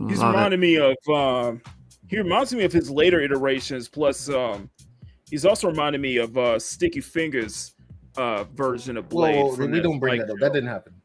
Stop. That didn't happen. I like how you brought it. Blade doesn't exist. Come on now. Blade doesn't exist. I will not accept Blade bashing here via Sticky Fingers. That's Spike TV. There's only one Blade, and there's only going to be one Blade. He's got the form. I like the cornrows. He looks good, man.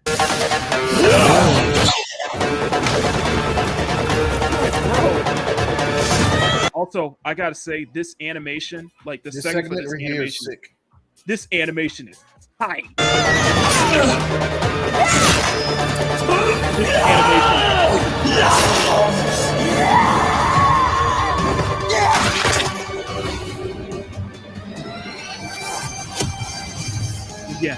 looks so good.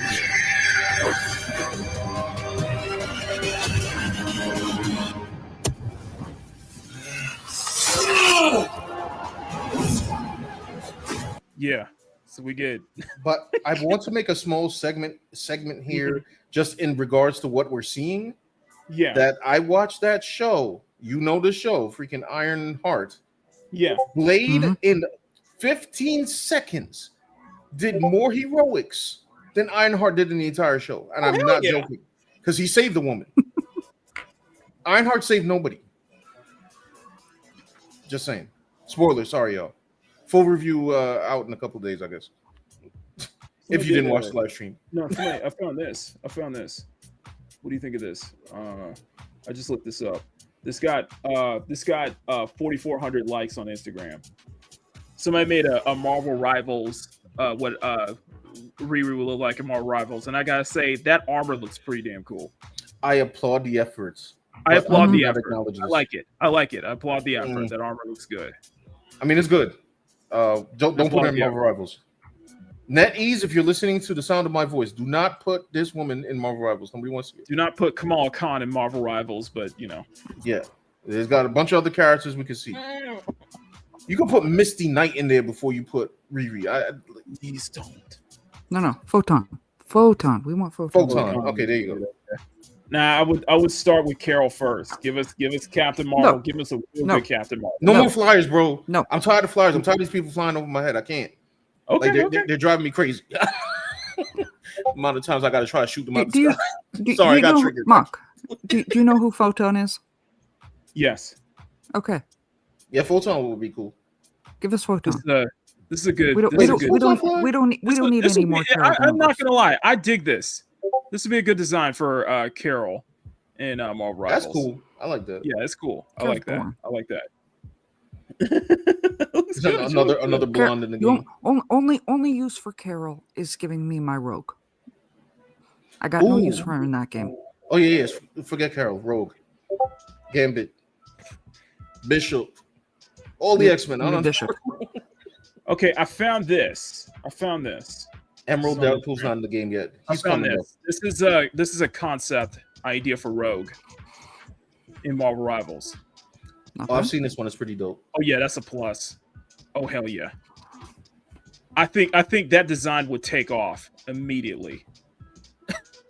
What design would take off immediately? It kind of reminds me. It's like a fusion of different like aspects though, because it's reminding me of X-Men Evolution, but it's also reminded me of reminds me of the later comics. There's something about it also reminds me of the early X-Men films too, though. But I don't know. It's a better interpretation. Let's be honest.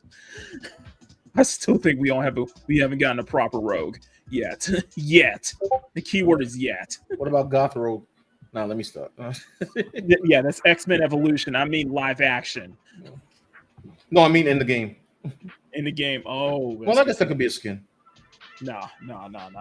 We can go into and like I said, like it's not just that, but like it's not just that, but you want to talk about like that whole representation. Like Storm is 2 for 2 right now. Storm is 2 for 2.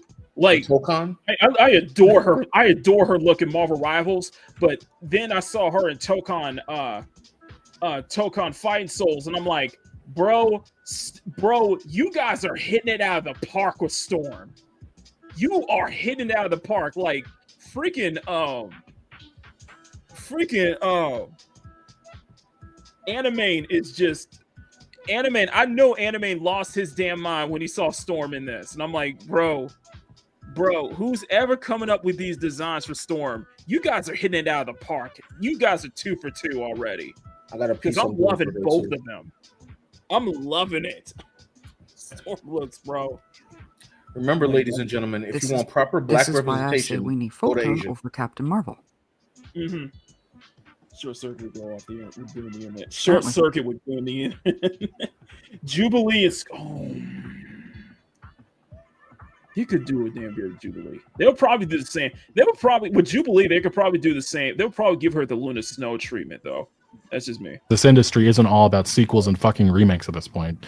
And potentially fewer jobs. Ultimately, it could lead to increased costs for consumers and less choice. And yeah, because the cost for consumers isn't already skyrocketing, so ridiculous. And then they say reputational harm here, allowing players to run private servers with online interaction possibilities could result in players using those games in ways that don't align with the game company's brand values, leading to a negative association with the brand, thereby harming its reputation. Again, I'm just going to say the same thing. Mods exist, and even then we have seen companies like Capcom, they have come out saying they are against offensive mods that they're offensive to public orders and morals. And we've seen Nintendo how they react to mods as well. So this gaming industry, this one, it just does not work. This gaming industry does not like anything that is out of their control, and that's ultimately what this would cause. They would have to allow players to being able to play games that they don't want people playing. They want people sticking to the remakes, the sequels, and the remasters, because that's where all the money is made. And once you challenge that notion, problems ensue. And we've seen how mods, especially gaming companies like Take-Two Interactive, have gone after modders. They've taken games offline or mods offline to ensure that their remasters get as much attention and make as much money as possible. This games industry is A-okay with mods until it hurts the bottom line. That's why there is very few AAA companies that have come out saying that, yes, we support modding. We support allowing people. Shift up. Sorry. I had something in my throat there. Can't tell You if that's supposed to be paused. didn't see that, did you, Ma Bear? I didn't tell you about that. Ma Bear. What? Kim Hyun Tae, he's in full support of mods for Stellar Blade. He is 100% in support. Okay. And he believes that modders, he actually believes that adult mods shouldn't be banned. Shouldn't be regulated. He is in 100% support of mods for Stellar Blade. And I'm like, bro, that is a Don DeMarco right there. DeMarco right there. People to mess with our games and change things as much as they want. From Bethesda to CDPR, there's very few examples. And even then, some of these companies, there's a financial incentive for that support. But there is a financial incentive because, like what I mentioned earlier with the Creation Club for Bethesda, CDPR, CD Projekt Red, they're in full support of mods, full support of the modding community, so much so that a lot of their updates for, like, say, The Witcher and Cyberpunk have been based off of the mods, based off of the modding, and they actually update their modding tools for it as part of official updates too. So they continue going, saying impact on intellectual. Yes, he did, DOJ. He publicly called out. He called out the modders and say, make better content than what he threw down. Kim Hyun Tae actually threw the gauntlet down and said, I want to see better mods. I want y'all to do better than what we were able to come up with in house. And the modders have responded in kind. So it's mandating game companies to keep their online games operable. Sorry, go ahead, Sean. He's gonna ask for that. What's gonna end up happening is he's gonna get them forbidden Resident Evil mods. Bro, don't look them up. Oh yeah.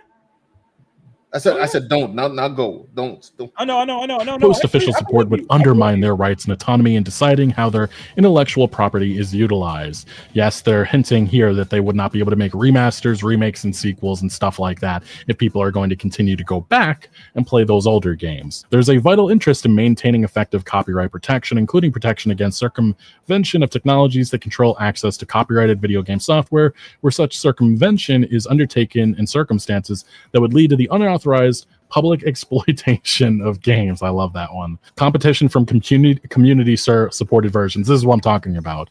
Such a requirement could lead to community supported versions of games competing with official versions, potentially jeopardizing the financial investments of the video game companies. This would lead to confusion between trademarks, and the original trademark holder may be held responsible. What's wrong with competition? What's wrong with competition? It's too capitalistic. What's wrong with competition? It's not socialist enough, bro. No. This is control, Sean. This is blatant control. They want control. Yes. If you don't have control over what the control of, say, like what Legacy Kill mentioned, the remakes. Because people will want to play the original over a remake. I've said this multiple times, and I think that there should be an actual limit. There should be an actual limit on how long a game has existed before you make a remaster. And I think 10 years, I think a game should be at least 10 years old to warrant a remaster. And I think at least 15 or more to warrant a remake. Right. And what if we saw this with Horizon? We saw this with Horizon. Remaking games that were already compatible, already readily available, and already working well on PS5. So there was no point of a remaster. When the games aren't even 10 years old. And I will die on that hill.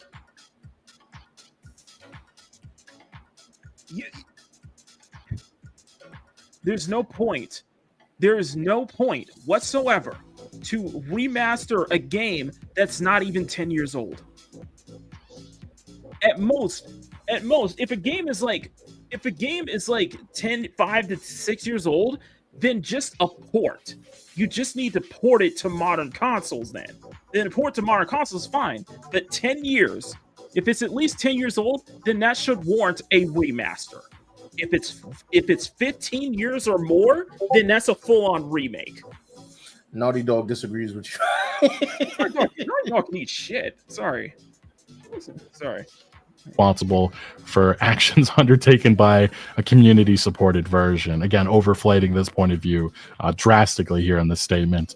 Forfeiture of licensing and reproduction rights, allowing consumers to create or run modified copies of online games would necessitate game companies to either license additional rights or refrain from enforcing them, effectively leading to a forfeiture of control over these rights. And this is something that could be negotiated in the development of these games. This is something that they're missing here. Because yes, a lot of AAA games have licensing agreements that after 10 years, music for whatever game has to be removed. And that's something that's more notable nowadays because of the all digital age. Back in the physical age, I mean, when you had physical game companies that were prevalent, I mean, those. And I want to add on to this. For years, I have heard that this racing game needs to be remastered. This racing game needs to be remade. This racing game needs to be re-released on modern day consoles. Would you like to know the reason why certain racing games can't be remade now? Why? Would you like to guess? No. I thought that in my head. But what do you think? Why do you think certain racing games can't be remade? Why you haven't seen like a remaster of like Gran Turismo or like the Underground era Need for Speed titles? They lost the code like Bloodborne? No, I don't know. Licensing. Car licensing. Car licensing is a very complicated situation when it comes to racing games. And for some reason, car licensing is way different compared to music licensing. So, because apparently certain games developers can have a license to only certain manufacturers for a brief period of time. Otherwise, once that license expires, they can't put their cars in certain games anymore. And it's such a weird thing when it comes to automotive licensing. It's such a weird dichotomy, basically. And that's why you think a moneymaker would be like a remake of like a remaster of the old Gran Turismo titles because of licensing, basically. Because some of those licenses have already expired. Why do you think that EA hasn't caught on to a full-on remaster or remake of the Most Wanted or the Underground titles is because of licensing. Why we haven't seen games like Project Gotham be released as part of the Classics collection for like Xbox is because of licensing. They just don't have the car licensing is a very interesting topic. It's a very interesting situation compared to like music licensing for video games. And I'm gonna put a link. I'm gonna put a link to a good example of how kind of complicated car licensing is for racing games, basically. License. And in the case of Split Second Sin, the studio is gone. The studio is completely gone. So there's no way to do a remaster. Same thing with like MotorStorm. Evolution Studios is gone. So yeah, songs were there. They're still there to this day. But the AAA games industry, this is an easy workaround. This is something that could easily be put into notices or put into the fine prints that these companies, maybe if there's going to be a functional version of this game left behind, that certain songs and stuff have to be taken out. And I don't think many people take an issue with that. Constraints from third-party IP. Game companies often utilize third-party software and services which may have licensing terms restricting their use. This is what I'm talking about. Their use of the commercial life of the game or prohibiting sub-licensing to players, thereby hindering the modification or patching of games for private servers. In particular, this could jeopardize and infringe the copyright of the musical works and lead to legal action from these right holders. That's not going to happen. Again, you set a new precedent moving forward. This will be put in the fine prints by whatever legal team is behind these games. These AAA game companies already have fantastic legal teams. This will be something that, they'll negotiate, and this is just a non-issue here. Constraints from third-party services. Games depend on third-party services such as platforms on which the game is offered to the consumer. Releasing the code for those services, which would be necessary should a legal requirement allow player communities to run a game, may not be possible, as this would potentially be an IP infringement. Again, this is another non-issue. You're not going to be convincing people that, because Xbox and PlayStation would be harmed, or even Steam. This is ridiculous.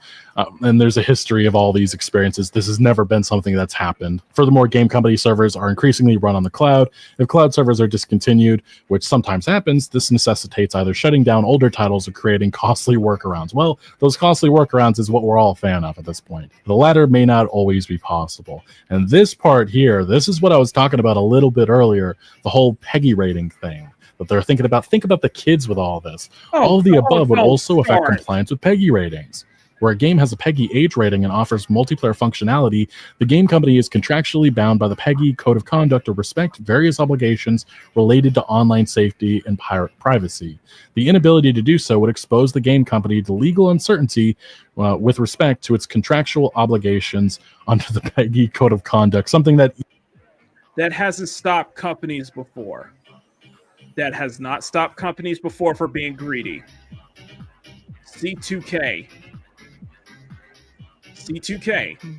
See with Take-Two Interactive. See with a lot of these. See with EA. See with EA in that. For example, the NBA 2K series is heavily on monetized, and that's one of the big complaints. Is that it's basically promoting gambling to children. It's rated E for everyone, but yet there's gambling. Wait, what game is this? It's the NBA 2K series with their my team and microtransactions, because they promote gambling. There's always that complaint that because they basically promote gambling to children when the game has gambling, and that should be already bumped to an adults only rating if you're promoting gambling. But it's rated E for everyone. Same thing with EA and their sports titles, where they have the what was it called? The microtransactions, that whole card system that you see with, people spend like 10, 15, people send hundreds of money unopening card packs on like FIFA and like Madden and such like that to get that exclusive player for online. That's what I'm talking about. Surprise mechanic. Yeah, it's basically what I'm saying. I'm sub to the hate to a few people I'm sub to hate 2K based on certain gameplay functions. Yeah, it didn't stop them before. So don't do this. Won't somebody please think of the children excuse? Because that hasn't stopped you guys before, has it? easily could be changed by the AAA games industry. Because, ladies and gentlemen, guess who runs PEGI? Guess who runs the ESRB? The fucking video game industry. Yes, they and do. That's something that they'll play dumb about when they're in front of regulators and legislators and policymakers. But yes, the PEGI system, it's self-regulation. It was formed by the Federation of Europe, Interactive Software, the video game industry. The video game industry runs these rating organizations, and it's so silly that the code of conduct could become problematic. They can change that themselves if they fucking wanted to, but obviously they don't, because there's a financial interest to keep the status quo and how it's been. They go on to say that the importance of consumer protection laws, and this whole section right here, I'm going to kind of skip over it for the most part, because it's just them saying the current laws, we should be happy with it. That's what they're arguing. Notwithstanding the applicable licensing structure, all video games offered to players in the EU are subject to European consumer protection laws, which include robust transparency. This is what I mean. They're praising what works for them right now. Mm-hmm. And of course, they're going to applaud something that has made them fucking billions and trillions. Robust transparency, fairness obligations on game companies, and ensure that game companies act reasonably when terminating online support for a game. Games are licensed to the consumer in accordance with their terms of services. They say, transparency, players must be given reasonable prior notice before any termination of access to the game. This is them saying that we should be happy with how online live services. A lot of the time you get a couple months to know that these games are forever gone, and we should be happy with that. That's what they're arguing right here.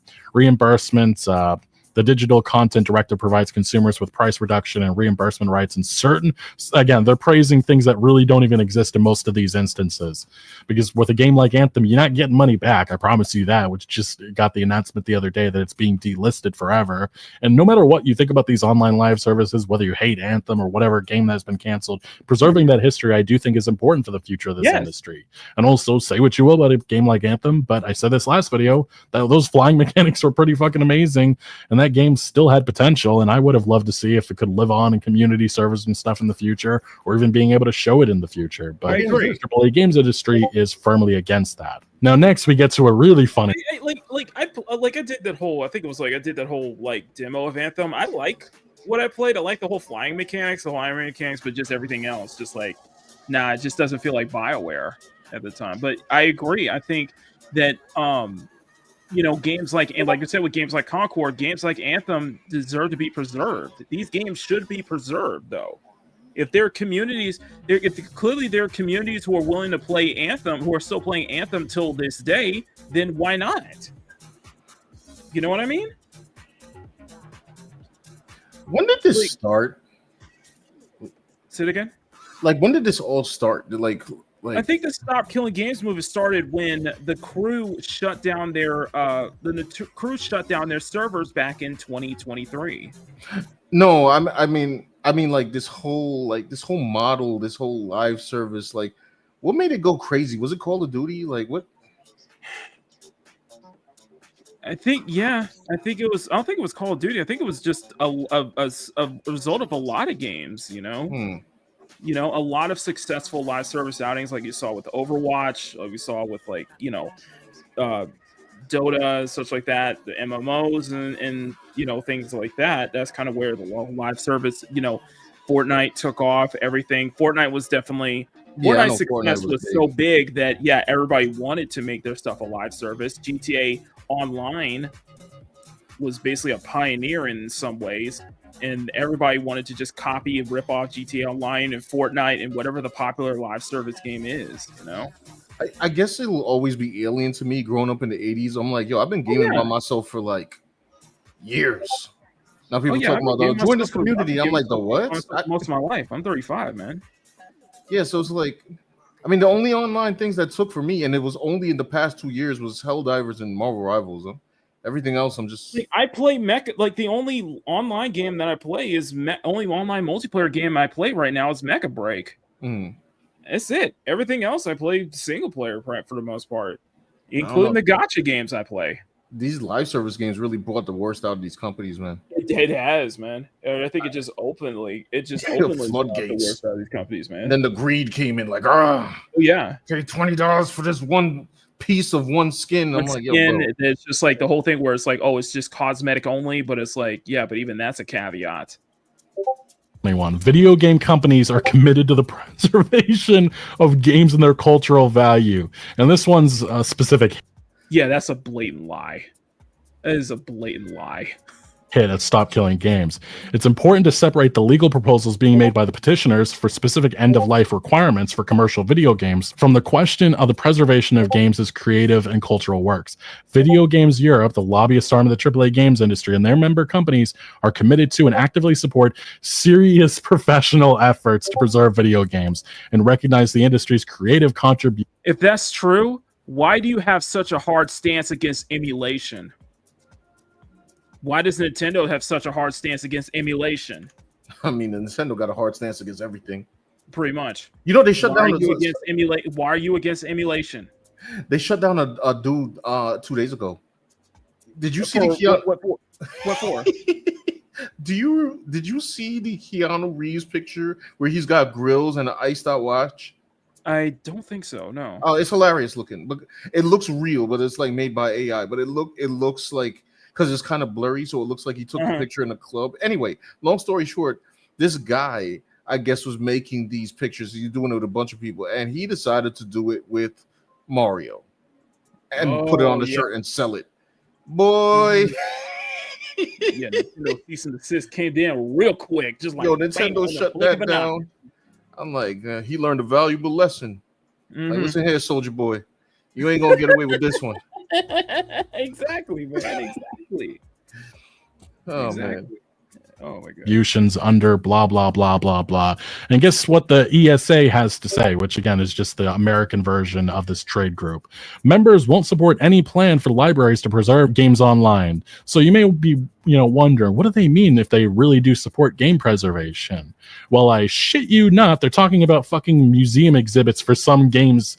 Like, imagine this just in the future, an older game, whatever live service, you maybe 30, 40 years in the future, you go to a museum, you see an older game and you're talking to the exhibitor, they're showing out gameplay, they're showing images of this, and then you're like, wow, I'd love to give this a try and see, this history of the video game industry, where things began. And the exhibitor's just gonna be like, well, guess what? Sorry, you can't do any of that. The video game industry is against those efforts. And that's ultimately what we're fighting. What it is. We want the history to be preserved. And just because, certain games have lower, player counts, a lot of that is to do with sequels and remakes and remasters that come out with a lot of these entries over the years. We want to change that status quo. That is one of the big missions of Stop Killing Games. And that is firmly what most gamers are behind, and for good reason. The video game industry, especially executives, love to say that this medium, it's a work of art. Every game is art. But unfortunately, though, it looks like maintaining history, maintaining these games for future generations to view and see and play, I guess that's a step too far. For what it's worth, they also say that the other examples of game preservation is them donating game copies and hardware to preservation organizations, which that's clearly not enough in this. Not enough games are being captured. I mean, hell, I talked about this last video, but 87% of classic games have been lost to time. And that is because the video game. That's why emulation is very important. And that is another hill I will die on. Emulation is very important now. What happened to my Bloodborne emulation? Did they shut that down? I don't know, man. I don't know. Like, there's already there was good progress on it. Like, dude, they're already at work on a PS4. There's already a PS4 emulator now. What? Like, there's actually full, for Drive Club. I was like, you gotta be kidding me. Now they're working their way up to PS4 emulation. They've already knocked it out of the park with Xenia. There's a Xenia, which is Xbox 360 emulators, which is crazy. It's absolutely crazy what these people are capable of doing, man. It's freaking crazy. I love it, man. That's crazy. So there's already emulators for Xbox 360 and PS3. I also sit like that, and I still have my PS2 emulator. By the way, I still have it. I love it. I didn't even know there was a PS2 emulator. Yeah, it's PSX2 or something. PSCX2. It's a great PS2 emulator. Oh, okay. Game industry. And I would, if you're gonna get that in CX2 emulator, get the nightly build, because that's the one they always update. does not care about game preservation efforts at all. And they continue, this is the final thing they say about this. The industry's innovation and economic activity depends on strong copyright protection for the software and other creative works that are its lifeblood, and preservation efforts should not be confused with uses that could conflict with normal exploitation of the work by the right holder or unreasonably prejudice the legitimate interests of the author. And this was the one-sided dog shit argument from the video game industry that they're going to throw in the face of lawmakers. And man, oh man, this is going to be a fight. And I hope people understand that this initiative does have the AAA games industry scared, but they very much are gearing up their lawyers for this fight. And to understand who represents Video Games Europe, when I say it's like Activision, Ubisoft, EA, and all these, it legitimately is them. It's executives that work for these companies. The chairman is Hester Woodliff, and she works at Warner Brothers Games. She's got credits in all of them. She's vice president. Cannon Pence, Epic Games, Activision, Embracer, Microsoft, Nintendo, Sony, Take-Two Interactive, Ubisoft, Bandai Namco, Square Enix. All these companies are a part of the board of Video Games Europe. This is the video game industry, the AAA games industry, attacking the Stop Killing Games initiative. And specifically, we also have Carrie Hopkins, Electronic Arts, who the last big legal fight that we had with video games was loot boxes, and she was a big part of that fight. I know that ain't who I think it is. Do you consider loot boxes to be an ethical feature of your games? Kerry?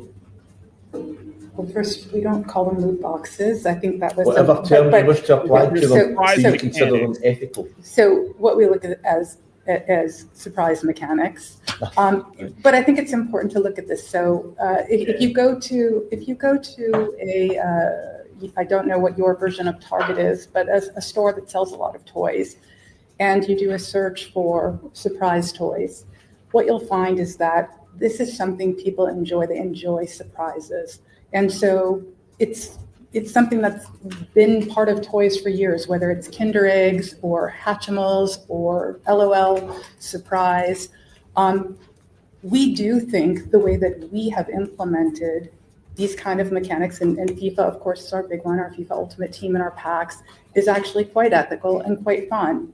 Gambling mechanics. That was their defense here. And this is them. Electronic Arts was in front of UK regulators and lawmakers, and they were talking about, loot boxes and potential regulation, and they came up with this dog shit argument, but unfortunately it was enough for the UK. And that's what makes me a little bit nervous about the Stop Killing Games initiative once this gets in front of lawmakers and you have dumbass executives pulling out this nonsensory. And that's why I do think the bare minimum compromise might be what's ahead, and that is ultimately what Pirate Software, and I guess this AAA games industry, that's what they're going to settle for. That's probably what we're headed for, and that definitely has me concerned. And that's why, keeping up this effort, keeping this Stop Killing Games initiative in the news is very, very important for this continuing to gain momentum and also continuing to gain signatures to a point where the AAA games industry, they can't pull off shit like this. Because by the time that this happened in 2019, a lot of people had already moved off from the Star Wars Battlefront 2 with the whole ordeal that happened with that. But I do think game preservation is a little bit more important in the eyes of a lot of gamers, and I do hope that this gets the sustained eyes that is necessary. And I do think that momentum, the amount of people giving this attention, hopefully will sway lawmakers into doing the right thing, but maybe that's just an unreasonable position. But I certainly hope it's not, and I really do hope the right thing happens and a new precedent is set. And like I said, this is what they settled last time for. The video games understanding in-game purchases. Based on clear existing guidance, the industry communicates with players, making sure that offers to buy in-game content are in line with consumer laws and that players have all the information they need to feel confident and in control when they spend money. They applauded these efforts. They rolled it out, tons of marketing saying, look at us, we're being understanding, we're representing, the needs of consumers, showing that we actually do care about these issues. It wasn't. It was a bare minimum compromise, and that's what this industry is good for at this point. And other individuals have deconstructed these statements. I did love this comment somebody perfectly brought up, saying, not a single word in the original statement about the rights not offered to consumers and how these same companies that ensure that players are given fair notice to prospective changes pages are selling a product, taking our money, and then shut down the servers a few months after the release. They are right. Under the EU law, we have a right to returns 14 days after the purchase for all digital and physical goods. Most games are shut down after those 14 days. It's so clear that this lobby group will fight this initiative very, very hard with lots of money that we as consumers cannot counter. It's telling that the most greedy publishers form this group and not those who really love the art of making games. Very, very true. And we have seen other game developers. That's what I mean with Pirate Software. He's been trying to say that he's representing, you know, all game developers. That's the perspective of so many. Doesn't. But here's one example. We have a game designer who is also a professor at Northeastern University, and this is a game developer's point of view on it. Do you think the movement will hold sway with regulators? I hope it does. We're at a tipping point where digital ownership norms are being challenged. Public backlash like this can influence platform policies or push developers to include safeguards such as offline modes or commitments to keep games alive. And that offline modes point right here is something that actually happened with a notable live service in the past, and that was Redfall. Right at the end of development, the final update, they brought upon it an offline mode so the online live service could be continued into the future. Don't care what your opinion on Redfall is. I didn't like it, but still, this is stuff that needs to be encouraged, and we need more of that in the future. That was good on them for doing that. If your game is going into service, then yeah, why not release an offline? Why not release an offline patch? Just so that players can continue playing it in the meantime. Because that's actually good. That's goodwill. Let's be honest. That's actually reclaiming some amount of goodwill there.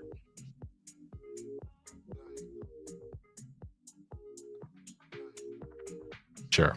And hopefully a legal, ruling will declare that things like this is the new norm moving forward. Not necessarily just obviously offline modes, but, server binaries and stuff to that extent. Just having a functional version of a game after its end of life. That's what people are arguing and hopeful for in the future. But this Northeastern professor, he did continue saying, it will likely require sustained pressure and clear consumer rights around digital goods to create real lasting change. It reminds me of the loot boxes movement, which also started with European pressure, and it did eventually lead to certain countries such as Belgium and Netherlands regulating and outlawing loot boxes. So regardless of what your opinion on Stop Killing Games or Pirate Software or any of this, it has finally reached the eyes of the AAA games industry, and they definitely are nervous. And with a statement like what they provided here, they're definitely gearing up for a massive legal battle, and it's going to be very interesting to see the bullshit arguments that they throw in front of policymakers. And I just really hope that the intense public backlash is something that is felt for lawmakers to hopefully do the right thing and set a new precedent moving forward for this video game industry. Anyway, what do you make of the video game industry, Video Games Europe, their statement here? Let me know your thoughts down in the comments. Yeah, so that was the full video from Kill HD on this whole thing, and this is why I support this movement entirely, because of BS like this. So, if Power Grumpy can I was put just about the to link... ask how long the video was. Yeah. So if Power Grumpy can put the link to the Stop Killing Games petition in the chat, I would greatly appreciate that.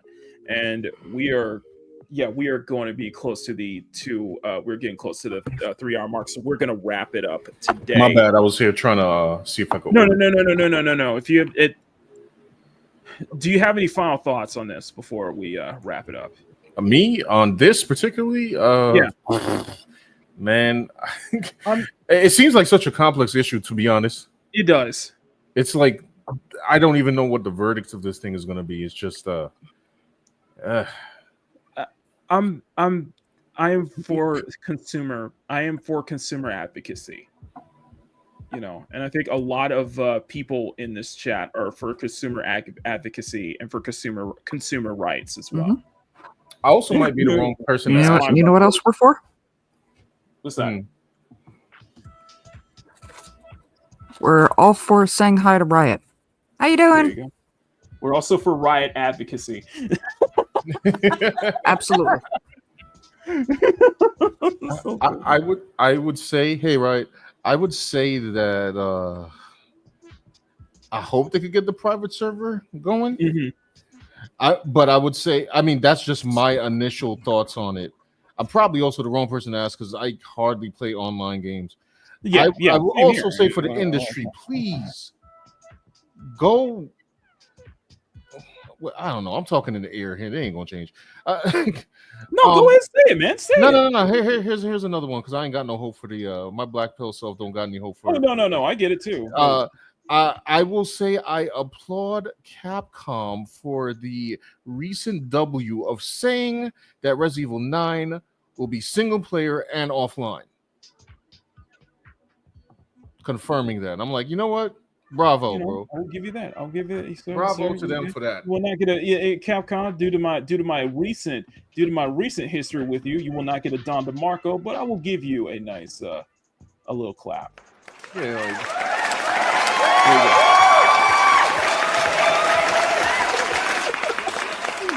due to my. But Maki, I'm going to run up out of here. I just want to say congrats on your growth. They're growing, subscribers. Bro, that freaking Smash, dude. That you could thank Smash for that. I had never seen us having 130 concurrent viewers on that was one insane. stream. That was insane. I was definitely supposed to be at bed at that time too when I was watching you play Mecha Break, which looks like it's gotten better. It's gotten better. My running joke is coming true. We are going to have the same amount of subscribers as you gain and I lose. Oh, dude, please don't bring that up. Please do not bring that up. Well, how? It doesn't affect you, only me. I know. It's just I don't want to think about that because I'm like, dude, you're like. Oh, trust me. Every time I post, I lose subs. It's like I'm like, okay. I keep attaining my subs though. That's the funny part. Like, I don't gain as much. I don't lose that much either. I usually just keep it steady. You know what I suspect is happening? Actually, it's that the people that I gained naturally stay, and I think the people that I probably got came from the bump up, and I got 3 different bump ups. And I guess my content doesn't vibe as well as they thought it was going to with them, and they just leave because it was like an artificial-ish kind of bump up. I don't know what that even means, but I'm just like, I'm not really terribly worried about it. I do think Dan needs to show more collarbone for your channel. There you go. And I also think the next video is going to feature him because I'm taking it straight from our live. So here's the thing, and I also do think that what's kept my subscriber base steady was the community tab. It's because I'm posting so much of my art there, and I'm already making so many posts on the community tab that is getting traction. Like some of my community posts actually show up in recommended feeds. Oh well, that's true. I mean, I don't use I actually have one thing to post in my community tab, which is Storm and Jean Grey. So I'll probably I post my work there, and people get and I see people get I'll get hundreds of likes on that stuff like that. So it helps. On the upside, my art channel, the Digital Art Riot, that one kind of grew just off of me doing one live. So I was like, oh, okay, there you go. And by the way, one I have to pretend to be an artist and give tutorials. Or something. By the way, I want to say a big thank you because we got 20 people watching. Holy shit! Oh, nice. 20 people hold on, my bad, bro. I didn't even put a like on your thing. There you go. You guys have been amazing. Thank y'all. Sean, tell me where they can find you before you. Find me on React and Draw. That one should be easy to find because it kind of comes up on the search bar now. And then also Digital Art Riot. Just go to React and Draw because that's going to have the Digital Art Riot link. So yeah. Oh, and let me go back to this. There you go. There you go, guys. Stay tuned for a in-depth Ironheart review. Oh, boy. I can't wait. I cannot wait. I still got to finish Altiori's video. Then I still had Disparu's. All right, y'all. I'm gonna head out, so I'll catch y'all later. All right, thank you so much, Sean. All right. Okay. All right, ladies and gentlemen, that was the one, the only Sean. Now, Mom Bear, before we get out of here. Yes, dear. Before we get out of here. How is this little doggo? It's looking cute. Very cute. Very cute. And I'll make sure that bat is like a horny bat. So By the way, I saw you write bat on the original sketch. That was funny. By the way, this will be the new bonk emoji for all channel members. Speaking of which, it's likely I won't send the batches out today, but I will try to start putting them together tonight, and then I'll probably find a time before the 10th. I have until the 10th to send them out, so it will definitely be this week, guaranteed. I'm hoping maybe tomorrow or so, but on Makini in the morning, we'll finish this up. I'll continue this over, but I have 2 videos that I need to make today. I actually have 2 videos that I need to get ready today for. But yeah, this is gonna be for my channel members. So if you guys know our iconic bonk clip. So let me just play that just for you guys.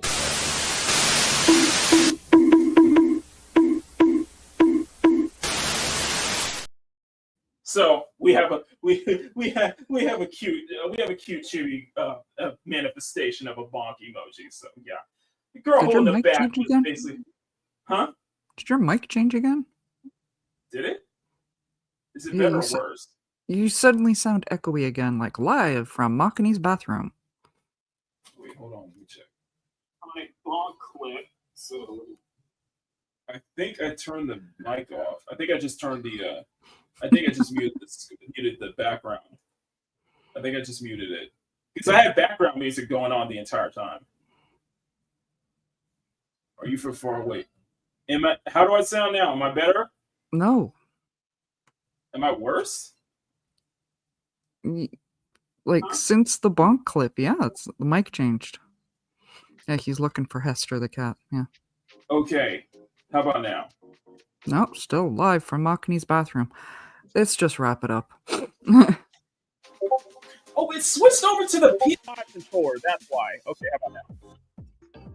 There we go. Yeah, it just switched. I gotta disconnect. Hang on. Let me turn off that off. Okay, now for some reason it just switched back over to my PS5 controller. Okay, Malbeer. Tell them where they can find you. Honestly, this week you probably can't.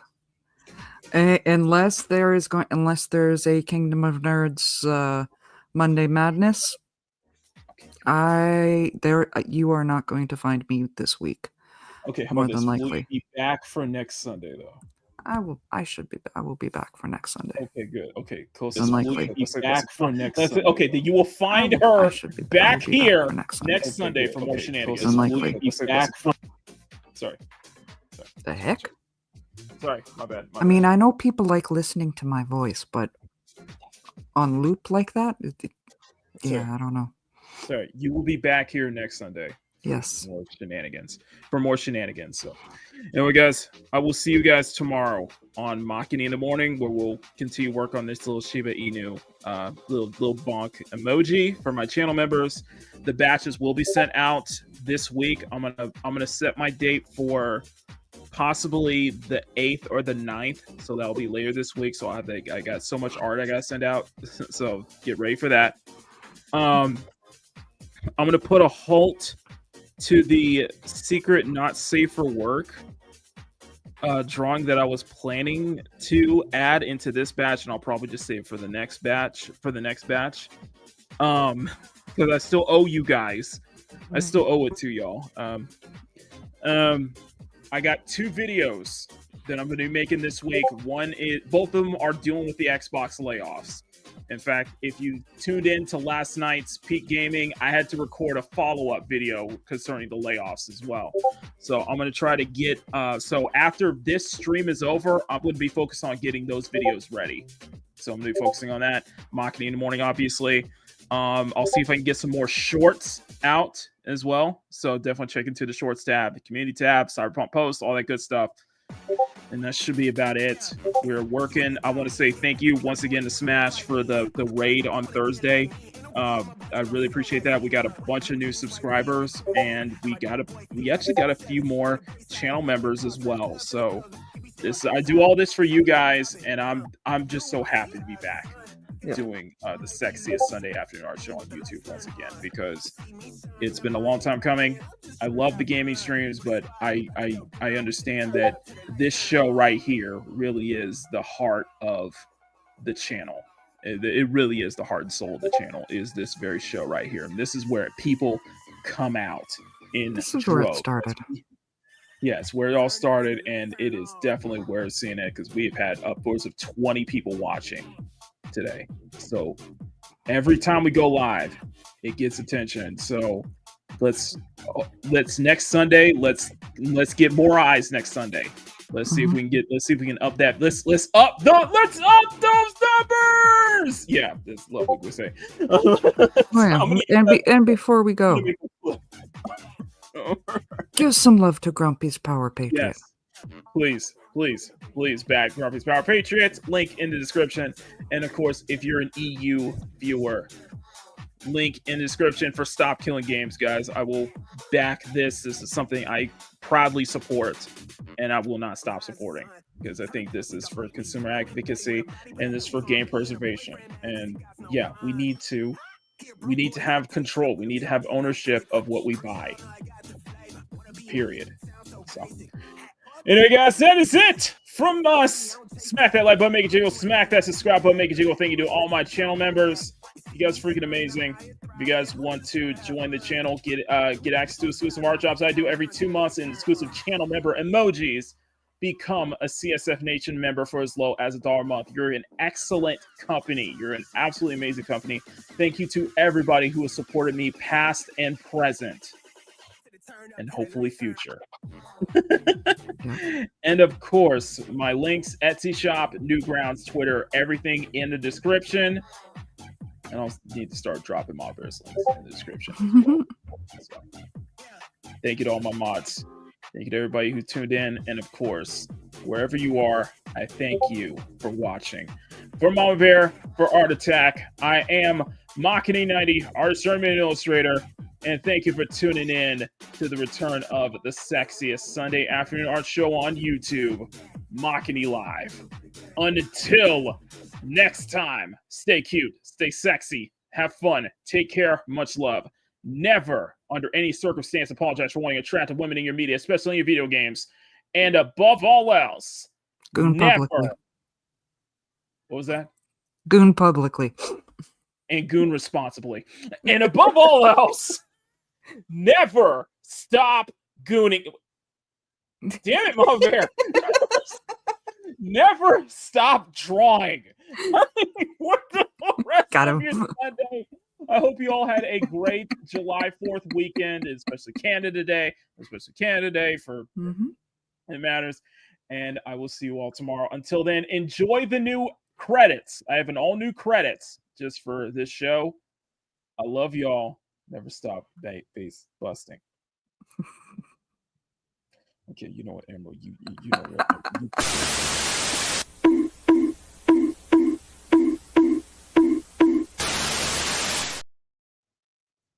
Oh no! Bye, y'all. The responsibly is because of Jay, the concept. Bye, y'all. If it isn't the cute, sexy, and fun nation. Thank you all for being here and for your incredible support. If you want to see your name on the screen, join the cute, sexy, and fun nation for as low as $1 a month. You get access to exclusive art jobs and monthly jobs every 2 months for his channel members. On top of that, you get exclusive new emojis every 2 months as well. Makini really appreciates all of the incredible support, past and present, and we'd like to thank you as well. CSF Nation for life. Arigatou gozaimasu.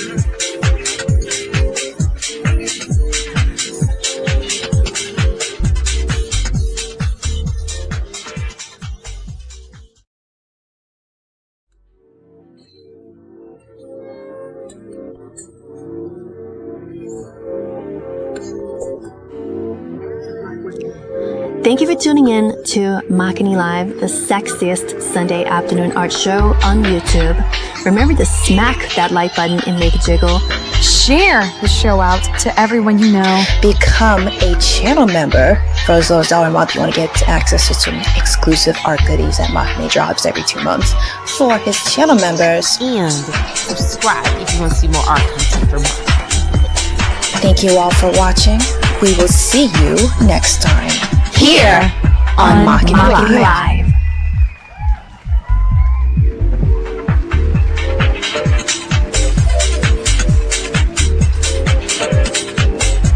Makini Live is filmed before a live studio audience at Makini Studios in Orchidea Villages, North Tower, right here in Pacific City.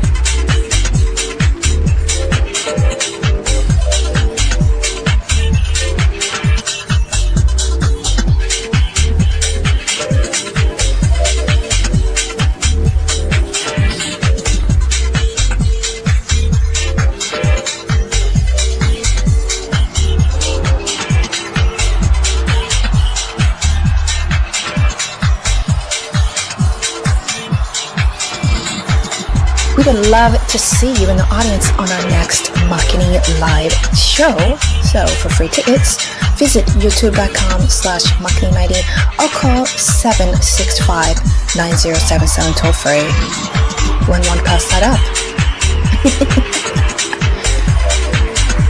For written transcripts, send $5 to Lucky Mako Transcripts at P.O. Box 425, Palmetto Valley, CSF Nation.